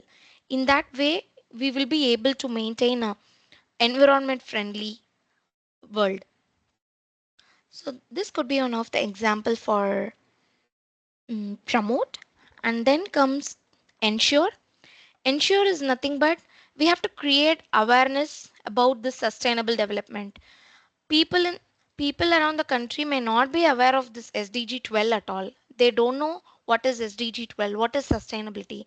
But then as a faculty and as a human being, we have to, create awareness about this sustainable development, telling people that we should use sustainable product, we should not use plastic, we should not unnecessarily throw garbages wherever we go. So those kind of awareness should be created so that we can, achieve this SDG 12 goal. So example for this ensure target should be we can have educational campaigns on energy conservation, like how we can conserve energy in home. Also, if you see, we might be switching on our TV, fan, lights, and then we will roam here and there. If it is not used, we have to, switch it off so that we can, reserve energy for future. So we can conduct educational campaigns on natural resources. Also, we have to add a topics to school and the college curriculum about this sustainability, because I don't think the school or the college curriculum have this as a topic, sustainability. If you go and ask any students, they will not know what is sustainability itself. So if the young generation is not aware of sustainability, then how are we going to achieve this SDG 12? It is not at all possible, right? So I encourage all the faculty members to please educate your students on sustainable development. That's when we can create awareness and then we can live in a very hygienic environment. So these are the key targets I wanted to touch upon for SDG 12. Moving on to next, the importance of SDG 12. As I mentioned earlier, the goal of SDG 12 is to, preserve natural resources without destroying any of the natural resources. We should not destroy anything, but then we have to, keep the environment user friendly. So this is the importance of SDG 12. How we can do this? I explained what is the importance, but then to achieve this, what are all the steps as a human being we have to take is what I'm going to explain for next few minutes. Simple thing. We can take this as an example. Reducing plastic use helps protect marine life and ecosystem. So when we start reducing the plastic use, it is definitely going to help the marine life ecosystem. Because if you visit any beach or lake or pond, Everywhere, if you go and see, the environment, water, soil, everything is polluted because people will tend to throw the garbages wherever they see. They will throw it in the sand, they will throw it in the water. That should be stopped because that is going to affect the marine life and the ecosystem. So by reducing this, we can, try to maintain a healthy environment. Plastic use is the very basic thing because in all our day-to-day life we'll be using a lot of plastics. So if we stop avoiding using this plastic bags, it will be really beneficial. So instead of using this plastic bags, we can use this reusable shopping bags that comes in very handy manner. It is made of cloth and it will not cause harm to any of the natural resources. So that is one way where we can mm, achieve this. And then sustainable agriculture. Instead of using chemical pesticide, we can use organic farming in the agriculture. In that way, we will not destroy the soil and other related items. That is one way of um, doing sustainable agriculture. Next is circular economic initiatives. Through circular economic initiatives, we can save lot of energy resources. Example for that could be we all might be having old furniture in our home. So instead of throwing it, we can do a recycle and then we can convert that into a new product. This may seem silly to everybody, but then if we start doing all these practices, we can definitely maintain a healthy and safe environment, not only for us and for our future generation as well. Because if you think, there will be a lot of furnitures and other unused clothes that will be having it in our home. Instead of throwing it somewhere, we can do a recycle and then we can produce a new product out of it. I have seen a lot of corporate companies started collecting these type of goods from the employees, and they are choosing a vendor, and that vendor will help us to convert this old into a new products. These things are just starting, but it is a long way to go. So but we should keep in mind that there are possibilities that we can convert this old furniture or clothes into a new product. This will come under circular economic initiatives. And the another category will be energy efficient products. Instead of using this LED lights in our home, we can have this incandescent bulbs, which does not cause harm to the environment. By using that, we can use a energy efficient products instead of consuming lot of energy. This is one of the category, and the other category would be food waste reduction. As I mentioned earlier, we'll be wasting lot of foods not only in the restaurants but also in home. What we can do is, instead of throwing it in the dustbin, we can give food to the shelters. People who are needy, we can give it to them. By doing that, we are not wasting food, as well as we are protecting our environment, and we are trying to save the environment from depletion. So food waste reduction is one another important point which I want to highlight. And then comes this eco-friendly packaging.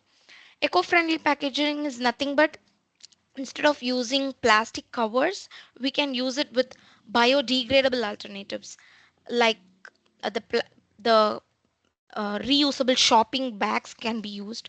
And then there are sustainable products like uh, reusable bamboo paper towels. Like we will be using tissues in restaurants and in home as well, right? Instead of using that, we can use bamboo paper towels, which will not cause any harm to the environment. But so using these sustainable products, as an individual, we will be able to save the environment, and we will be able to align to this SDG 12. So I keep on reiterating, this SDG 12 completely focuses on preserving our natural resources without destroying any of the natural resources. So our intent should be, we should stop reducing plastic bags, and we have to create awareness wherever possible. In that way, it will be helpful for everybody to understand SDG 12, and they can help us to create a sustainable environment. So these are the importance of SDG 12. So I have talked about what are all the key targets and how we can, as an individual, how we can be active, in doing the sustainability practices. Now I'll talk about the challenges we face when we try to achieve the sustainability. What are all the challenges we are facing, and what are all the challenges the other developed countries are facing to attain this SDG 12. One is overconsumption in developed countries. Example, if you take countries like US and UK, they are producing lot of fast fashion, which leads to textile waste, meaning they are producing lot of clothes, but it is going to be a waste. Because if the population is 50,000 but you're producing large but nobody is ready to consume, in that case it will lead to waste, textile waste, right? So what we have to do is we have to be very cautious in what we are producing according to the population, according to the need. The manufacturing has to happen so that we will not overproduce or overconsume. But in developed countries like US and UK, lot of textile waste is happening because they are producing large quantity of clothes. This is one of the challenge. Also, in addition to textile, there is also e-waste happening because they are producing large amount of electronic gadgets. When I say gadgets, it could be headset, laptop, Mac, anything. Because of the overproduction of electronic gadgets, it is resulting to a e-waste. So these are the common two challenges that comes under overconsumption in developed countries. Next is poor waste management system. This is happening in almost all the regions.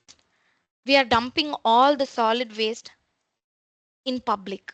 You might have seen the government or the municipalities, they'll be keeping a dustbin outside of each and every street, but people tend to throw all the garbages not into the dustbin but specifically outside of the dustbin, meaning we are polluting the environment. We are dumping the solid waste wherever we see. So that is not a good practice. So we should be cautious when we dispose this waste, and we have to do it in a right manner instead of throwing it wherever we see. That will come under poor waste management system.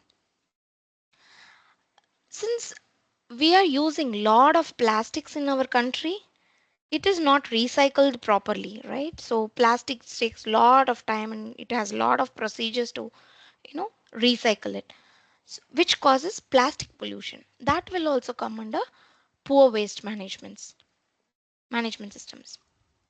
Next comes the lack of education and awareness. Since these communities are not aware of what we are wasting and what is the recycle practices, they don't know how to handle it. Not only the waste, but also this plastic also is one another example. They don't know how to use it. They will use it, they will throw it, but that's not the recommended way. It should be recycled or it should be reused properly. So that awareness is not present within our country. So this lack of education and awareness needs to be given to all the illiterate and the literate people, so that they have to know how it should be treated. And one more example, what I can give here is we are using plastic bottles every day, right? Whenever we travel, we'll get a bottle from the shop and we'll be using it and then throwing it. This single use plastic should be avoided to maintain a healthy environment. That awareness also should be created within all the individuals, organizations, schools, etc. Next next category is limited access to sustainable products. When I say limited access, if you take rural or the urban countries, they don't know what is, sustainable products. They will just, wherever they see, they'll just get a plastic cover and then they will use it, throw it, which in turn causes pollution. But they should be educated properly and they should be given biodegradable products like reusable plastic bags, which can be used n number of times. That should be, educated to the rural area people, so that instead of using the plastic papers, they can use reusable plastic bags and it can be used many number of times, right? So in that way, it will help us to, maintain a clean and safe environment, and we are not destroying the natural resources also, because it will be recycled properly and it reused. So in that way it will be, useful. But currently it has become a challenge because no one is aware of what is sustainability and what are the sustainable products that can be used. So it needs to be educated so that they're aware of it. And the last challenge is fast fashion contributes to massive textile waste and pollution. As I mentioned earlier, we are producing lot of quantities, like not only textile, electronic gadgets also. Since we are producing it in a large quantity, it is leading to overproduction and overconsumption also sometimes. And if we throw the clothes in the landfills, or if we are going to bury the clothes which we are not using, that is going to emit greenhouse gases which is harmful to the environment. So we should avoid doing all that. And then we should we should be very cautious when we produce and consume something.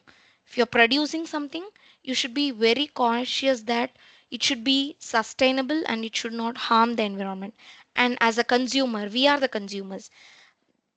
When we consume it, we have to be very careful and consume the products that will not cause any type of damage to our ecosystem. That's how we have to, think about it. But these are the challenges that we are facing today. um, because of these challenges, we are not able to, attain the goal of SDG 12 itself, because I don't think nobody is following it. If I talk about myself, I don't know how much I'm contributing towards this SDG 12, but we have to educate others and we have to educate ourselves to be cautious on what we are doing on a day-to-day basis. So these are the challenges I wanted to touch upon.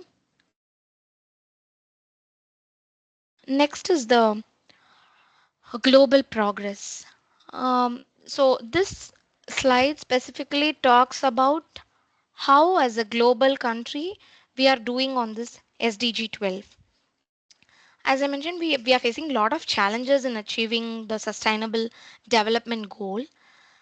The challenges differs between region to region. In India, we might face certain type of difficulties, but if you take US and UK, they are having different challenges in attaining this SDG 12. So the progress and the challenges varies region by region.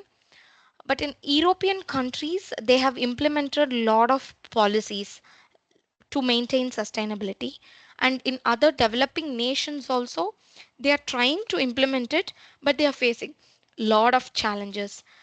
The challenges could be like the ones I touched upon, right? Overproduction, overconsumption, and we don't know how to use plastic, and we are destroying the environment.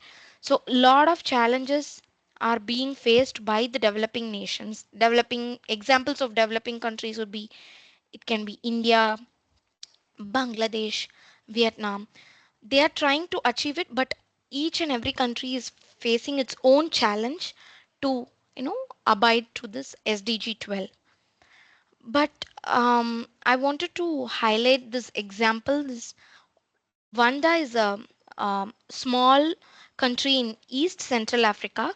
So what they have done is they have taken an action to reduce plastic pollution completely by, stopping this plastic bag usages. since 2018. So this is the first country in the world to do so, because they have banned the plastic bags completely from 2008. Instead of using plastic, what they are doing, the country is encouraging all its people to use eco-friendly alternatives like paper bags, reusable cloth bags, biodegradable packaging made from natural materials such as bamboo, cornstarch, plant fibers, etc. So this is only one country who has completely stopped plastic usage from 2008. So imagine, from 2008, now we are in 2025. So they have been following this for years and years. If that country is capable of doing it, why not we? So we have to take that action, and we have to keep that in mind, and we have to, countries like developing countries like India, Nigeria, Bangladesh, Vietnam should adopt these type of practices, or the country should promote these type of frameworks for its own people, so that we can maintain an eco-friendly environment. But this is the only one country currently who has banned the plastic bags completely. So this is one example that I wanted to highlight. But as I mentioned, the other developing nations and the European countries are still facing a lot of challenges to do all this. So this is the overall global progress with respect to SDG 12. How every country is doing. Is it doing good? Is it doing okay? Is it doing bad? So that's how I wanted to differentiate. But as I mentioned, each and every country is facing its own difficulties, because as an individual, if we are not able to follow, we cannot educate others, and we cannot ask others to follow all this, right? So it is our responsibility to follow all these rules so that we can educate others. This is not happening in all the developing countries. That's the reason we are still facing this natural calamities, because we are polluting lot of environments. We are emitting lot of greenhouse gases by using non-sustainable products. So this is how the global progress looks like.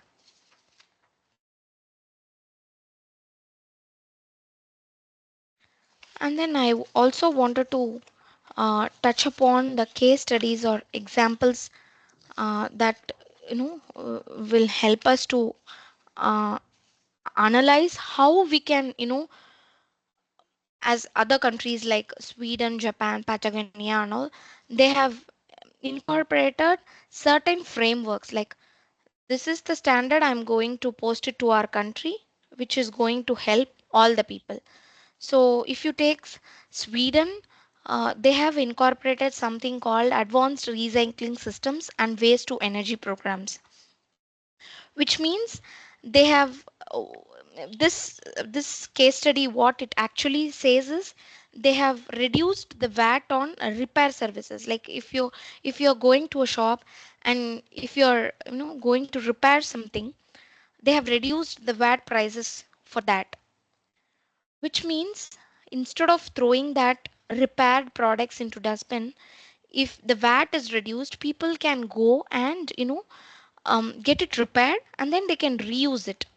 So those type of programs were adopted by Sweden to maintain this recycling and reuse systems, so that we will be saving the energy.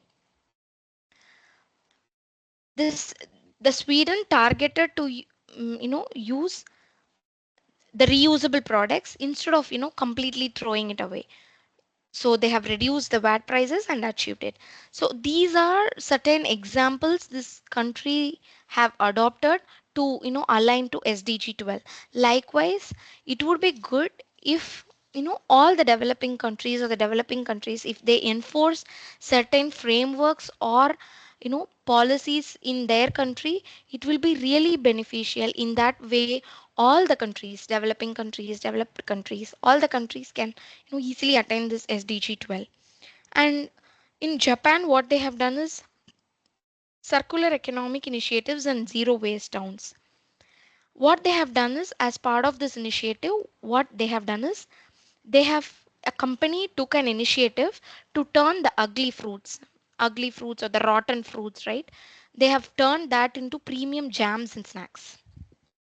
Imagine, like, on a day to day basis, we are facing a lot of food, including fruits, vegetables, food, everything.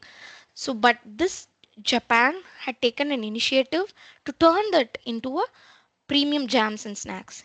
In this way, what we are achieving, we are reducing the food wastage. So they have adopted this framework, and then they have, reduced the food wastage by incorporating this.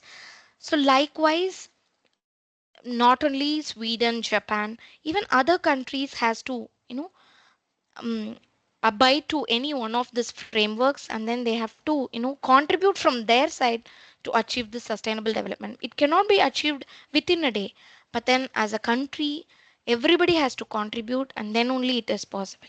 But these are certain examples that each and every country has already taken to attain SDG 12. Another example what I can quote is, in India, specifically, we have incorporated a policy called organic rice in school lunches.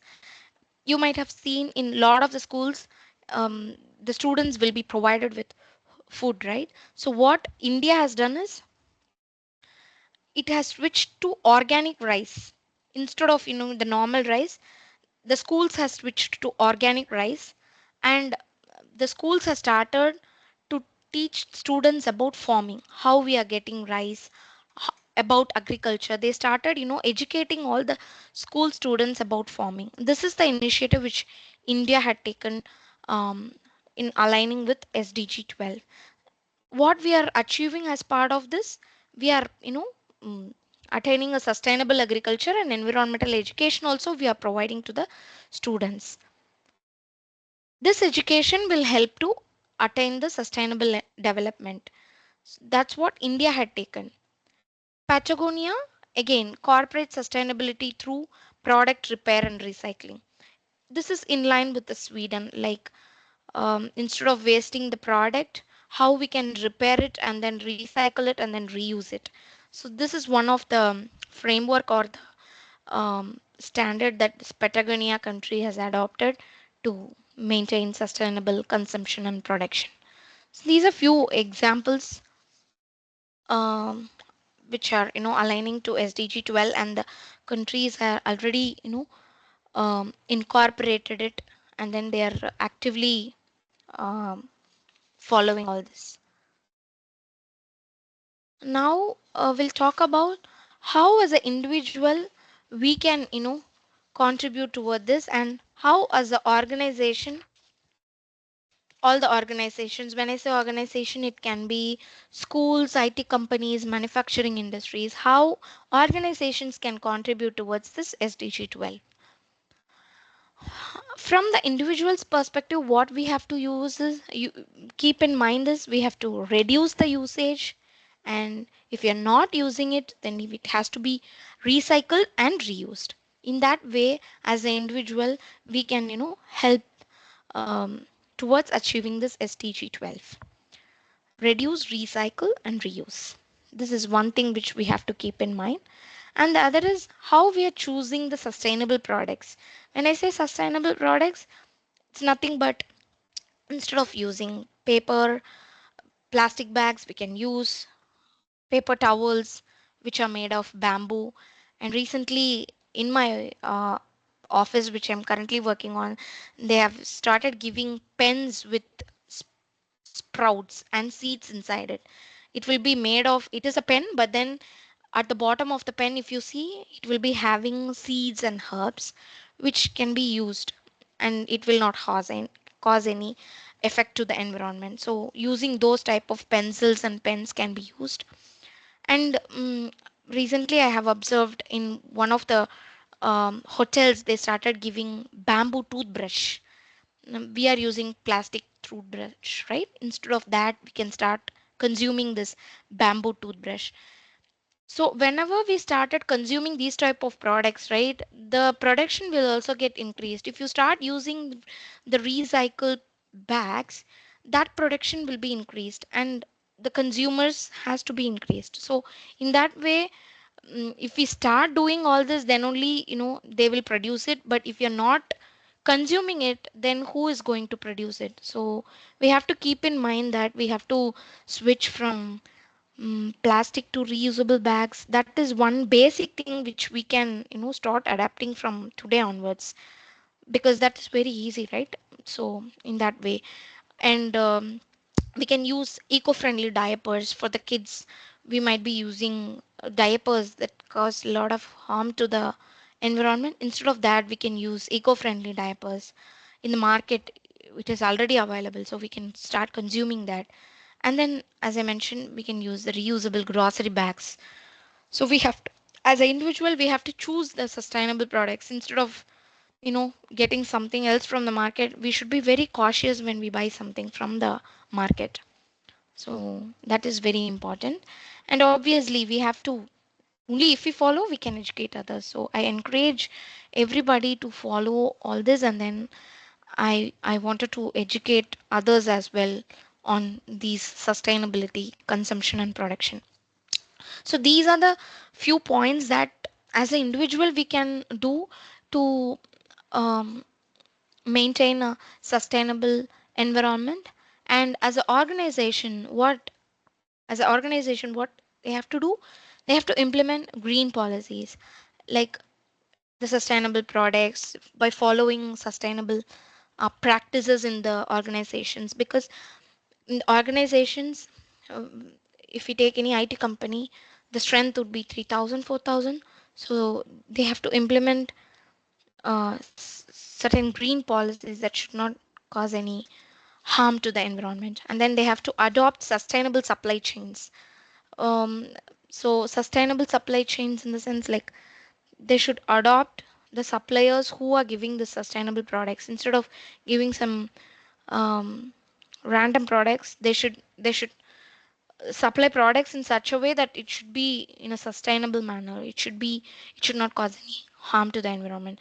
Those type of supply chains should be identified by the organization, and it should be adopted by the organization as well. In that way, the organization can contribute. And then each and every organization should report this sustainability metrics. Sustainability metric is nothing but the measure of sustainability, like how we are doing on sustainability. um, it can be done by using number of quantities, the environmental, social, and economic aspects of the world. It is a metric that an organization has to follow and look and see, like, how we are doing on sustainability. Are we maintaining the green policies? If not, then there has to be a number. It can be 0, 1, 2, 3. In that way, they have to follow a metrics, and then it has to be analyzed periodically, just to ensure, are we going the right path or not? Are we using sustainable supply chains? Are we using sustainable products? Are we reducing it? Are we recycling it? So these type of um, matrices needs to be captured by all the organization, and then they have to assess themselves that are we doing good with the sustainability. If not, the corrective action should be taken by each organization, so that they can contribute towards this sustainable development. So these are few examples, basic examples, or the basic expectations that the individual and the organization should follow to contribute towards this sustainable consumption and development.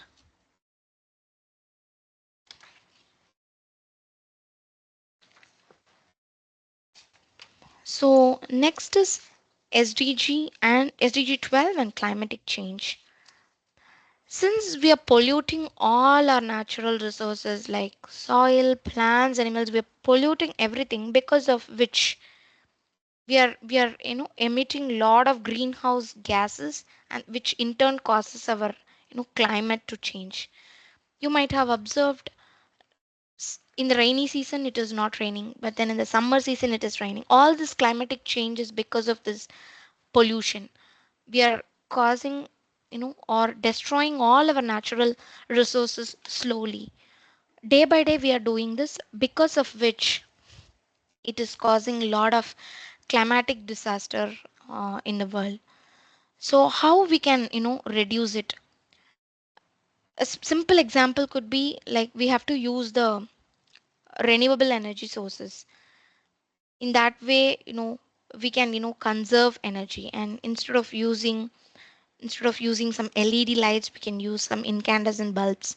That is one way. And the wastage of electricity, like we are not switching off the light when it is not used. AC will be running 24 bar 7 in our homes, in offices.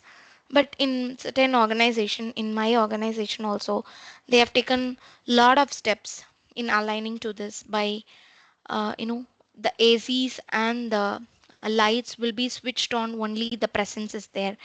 If nobody is around, then the switches will be switched off automatically, and the ACs will be turned off automatically when nobody is around. So these are the small steps that, you know, as an individual we have to take, and also the organizations like schools, colleges, and IT industry also should take action to conserve, energy. And then this, if we do all this, definitely, we can stop reducing this greenhouse gas emissions, and the climatic change, the drastic climatic change will not happen very soon. So I wanted to touch upon this climatic change and how SDG 12 is related to this. Next is role of technology in SDG 12. What is the role of technology in SDG 12? So technology enables efficient resource use and waste management. For example, for this could be we can use smart meters to, monitor and reduce the energy consumptions. Like an example for this could be, in my office, what they have done is, in the water, the tap, uh, which we use to wash our hands and wash other things, right? Instead of, if we open it, the water will not come in a large quantity. Instead, it will come in a very small portion. So in that way, we are taking a small initiative to reduce the water consumption.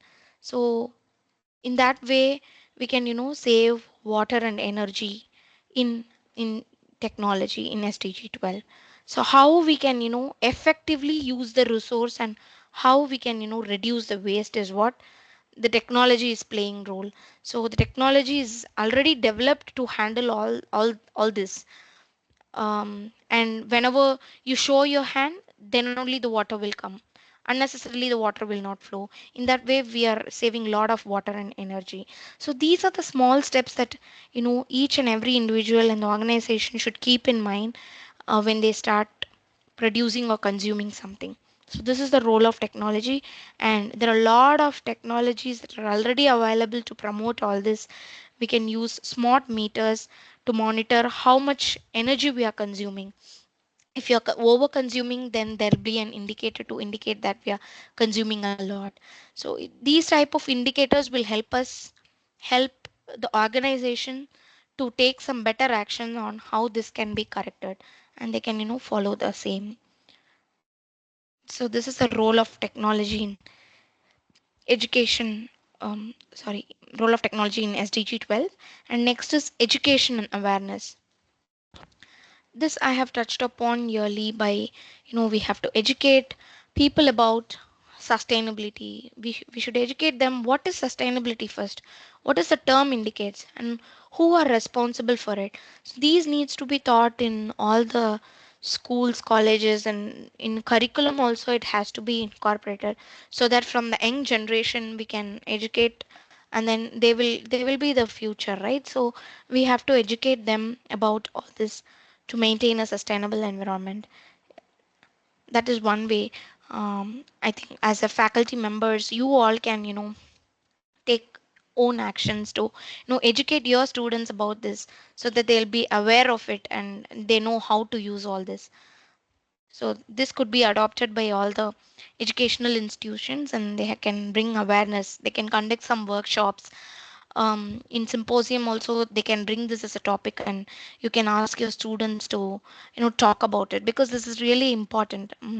This may seem silly to us, but this is really important for all of us to, maintain a healthy lifestyle and healthy environment. So in order to do that, we have to educate others and we have to follow it. If we are not following, then we cannot educate others, right? So I encourage all of you to educate, create awareness about this sustainability in all the possible ways. Policies and governance, like government policies, they are also the government, from government side also, they are also enforcing this sustainable practices. Even government is banning a lot of plastic usage. If you go to any hill station, in a lot of the places I have seen, they started giving brown covers instead of plastic. So those are the few things that even, government and the policies are also, enforcing to sustainable practices. As I mentioned earlier in the case studies, India has started using the organic rice. So those type of, policies and procedures has been incorporated by the government, but still we need cooperation from all the people, right?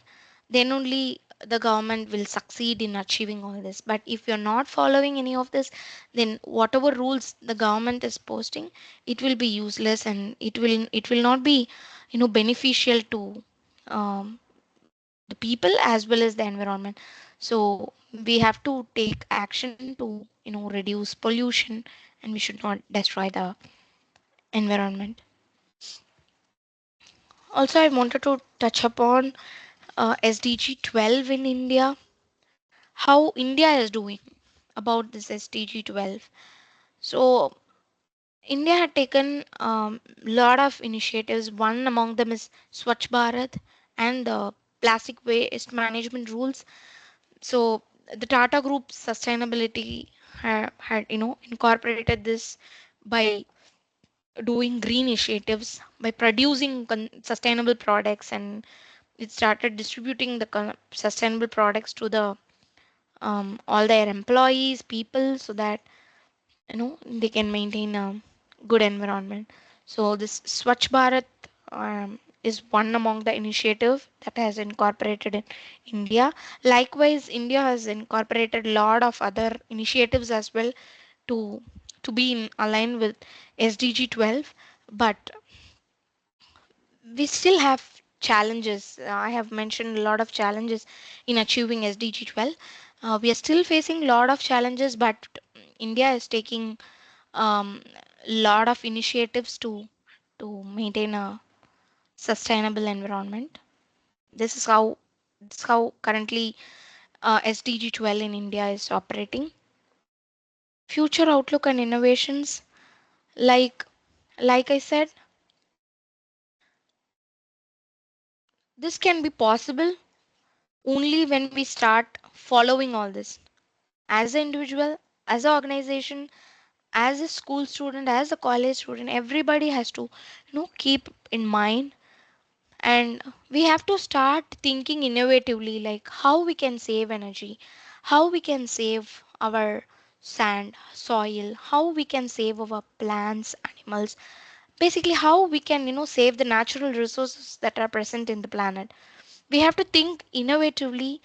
um, Even the schools and, college students, are the young generations, they can innovate and they can give ideas on how this can be saved. Like I have seen in many schools and colleges, there are a lot of innovative items coming from the students. Like as I mentioned, instead of using the plastic toothbrush, a bamboo toothbrush was invented, and then they are distributing it. In schools and colleges, instead of the normal pens, we can distribute this reusable plastic pens that contain seeds or herbs. So those type of innovations should come from everybody. Then only we should be able to, achieve all this. Biodegradable packaging and circular economic models, these should be incorporated so that our future will look good, and in the future generation they will not suffer with any of these natural calamities and things like that. So I would like to, conclude by saying that not only as an individual, as a government, business, and individuals, everybody has to take part in this sustainable practices. It will not be achieved in a single day, but then eventually, when we start practicing it from today, in the future generation, we can achieve all this and we can ensure to have a healthy planet. So, my sincere advice from this workshop is please follow all this, and these are not very complex things, right? So we can easily follow all this. So please follow it, and then please educate your students, please educate your family members that these are really important. When you start education to your own kids, then they will teach to their friends. In that way, we can spread knowledge across all the people. So I would sincerely request all the faculty members to educate their students about sustainability. In that way, we will be able to maintain a healthy planet for future generation. With this, I think these are the references I have kept in. But then, um, um, if you're interested, you can visit all this, and then you should be able to um, get a picture of it. With this, I would like to pass. I have covered a lot. If there are any questions, I would like to answer it. Please feel free to unmute yourself and you can ask your questions. I'll try my level best to answer. Yes, ma'am. Just a minute. I want to unmute all the participant mic. Sure.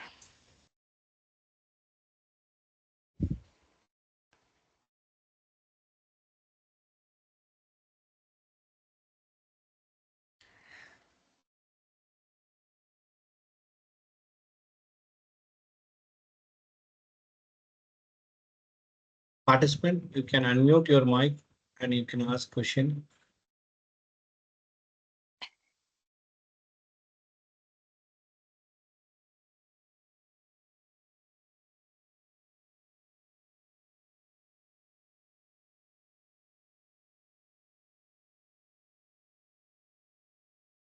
Or you can use chat to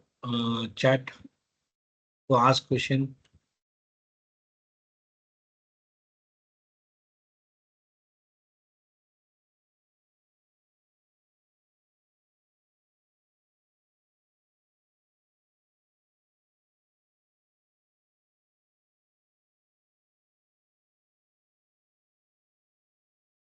I think since the topic is very pretty straightforward, I think there are no questions, but feel free to, share your questions to Faisal sir. I'll be happy to pass on the answer to him, if not now.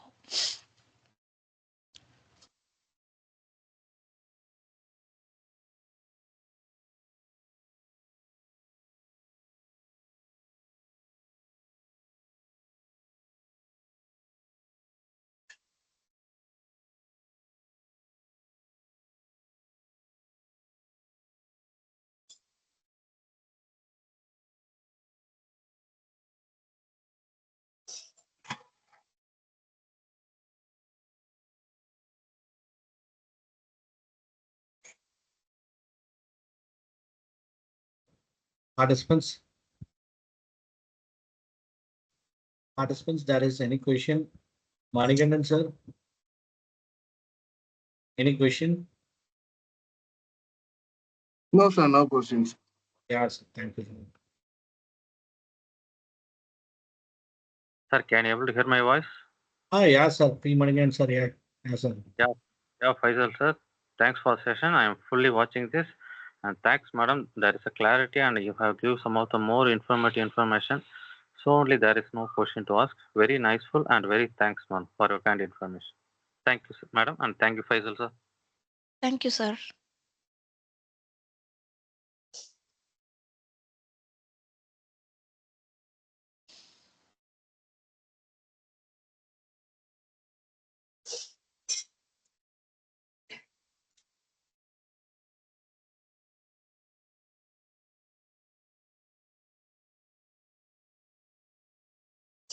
Uh, Kavya ma'am, thank you ma'am. On behalf of K. Ramakrishna College of Engineering and Department of Artificial Intelligence, I extend my sincere gratitude to our esteemed esteemed resource person, Mr. S. Kavya, for their insightful session and a valuable knowledge shared throughout this session. Your expertise has greatly enriched the learning experience of all participants. And also, I also thank all the participants for your active involvement and engagement during this FDP and also in this session. Your commitment and contribution have made this program truly meaningful and successful. Thank you, ma'am. Thank you to the all participants. Thank you, sir, for the nice words. And I would like to thank everybody present here and hope you have a good night and a happy weekend. Take care. Thank you, everybody.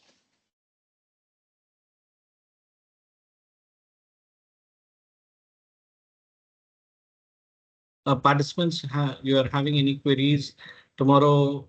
There is a full session has been conducted for you. It's going to start at 2 o'clock. There will be a three sessions are there. After that, we will have a validatory function. Finally, we will have a test in online in ATAL website.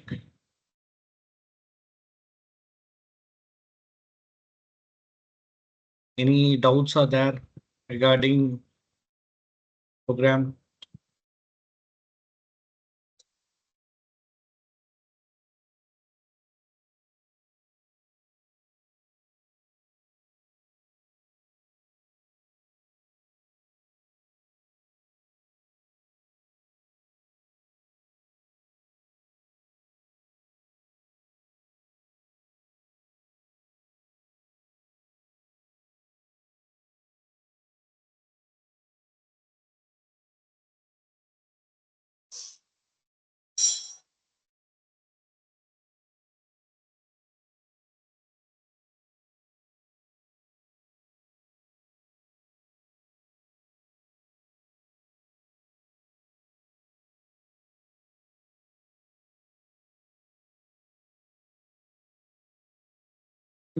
I have posted the feedback link of session 9 and 10. Today's session, just fill this form within 11 o'clock, night 11 o'clock. And also I will post in WhatsApp group also. Thank you for active participant.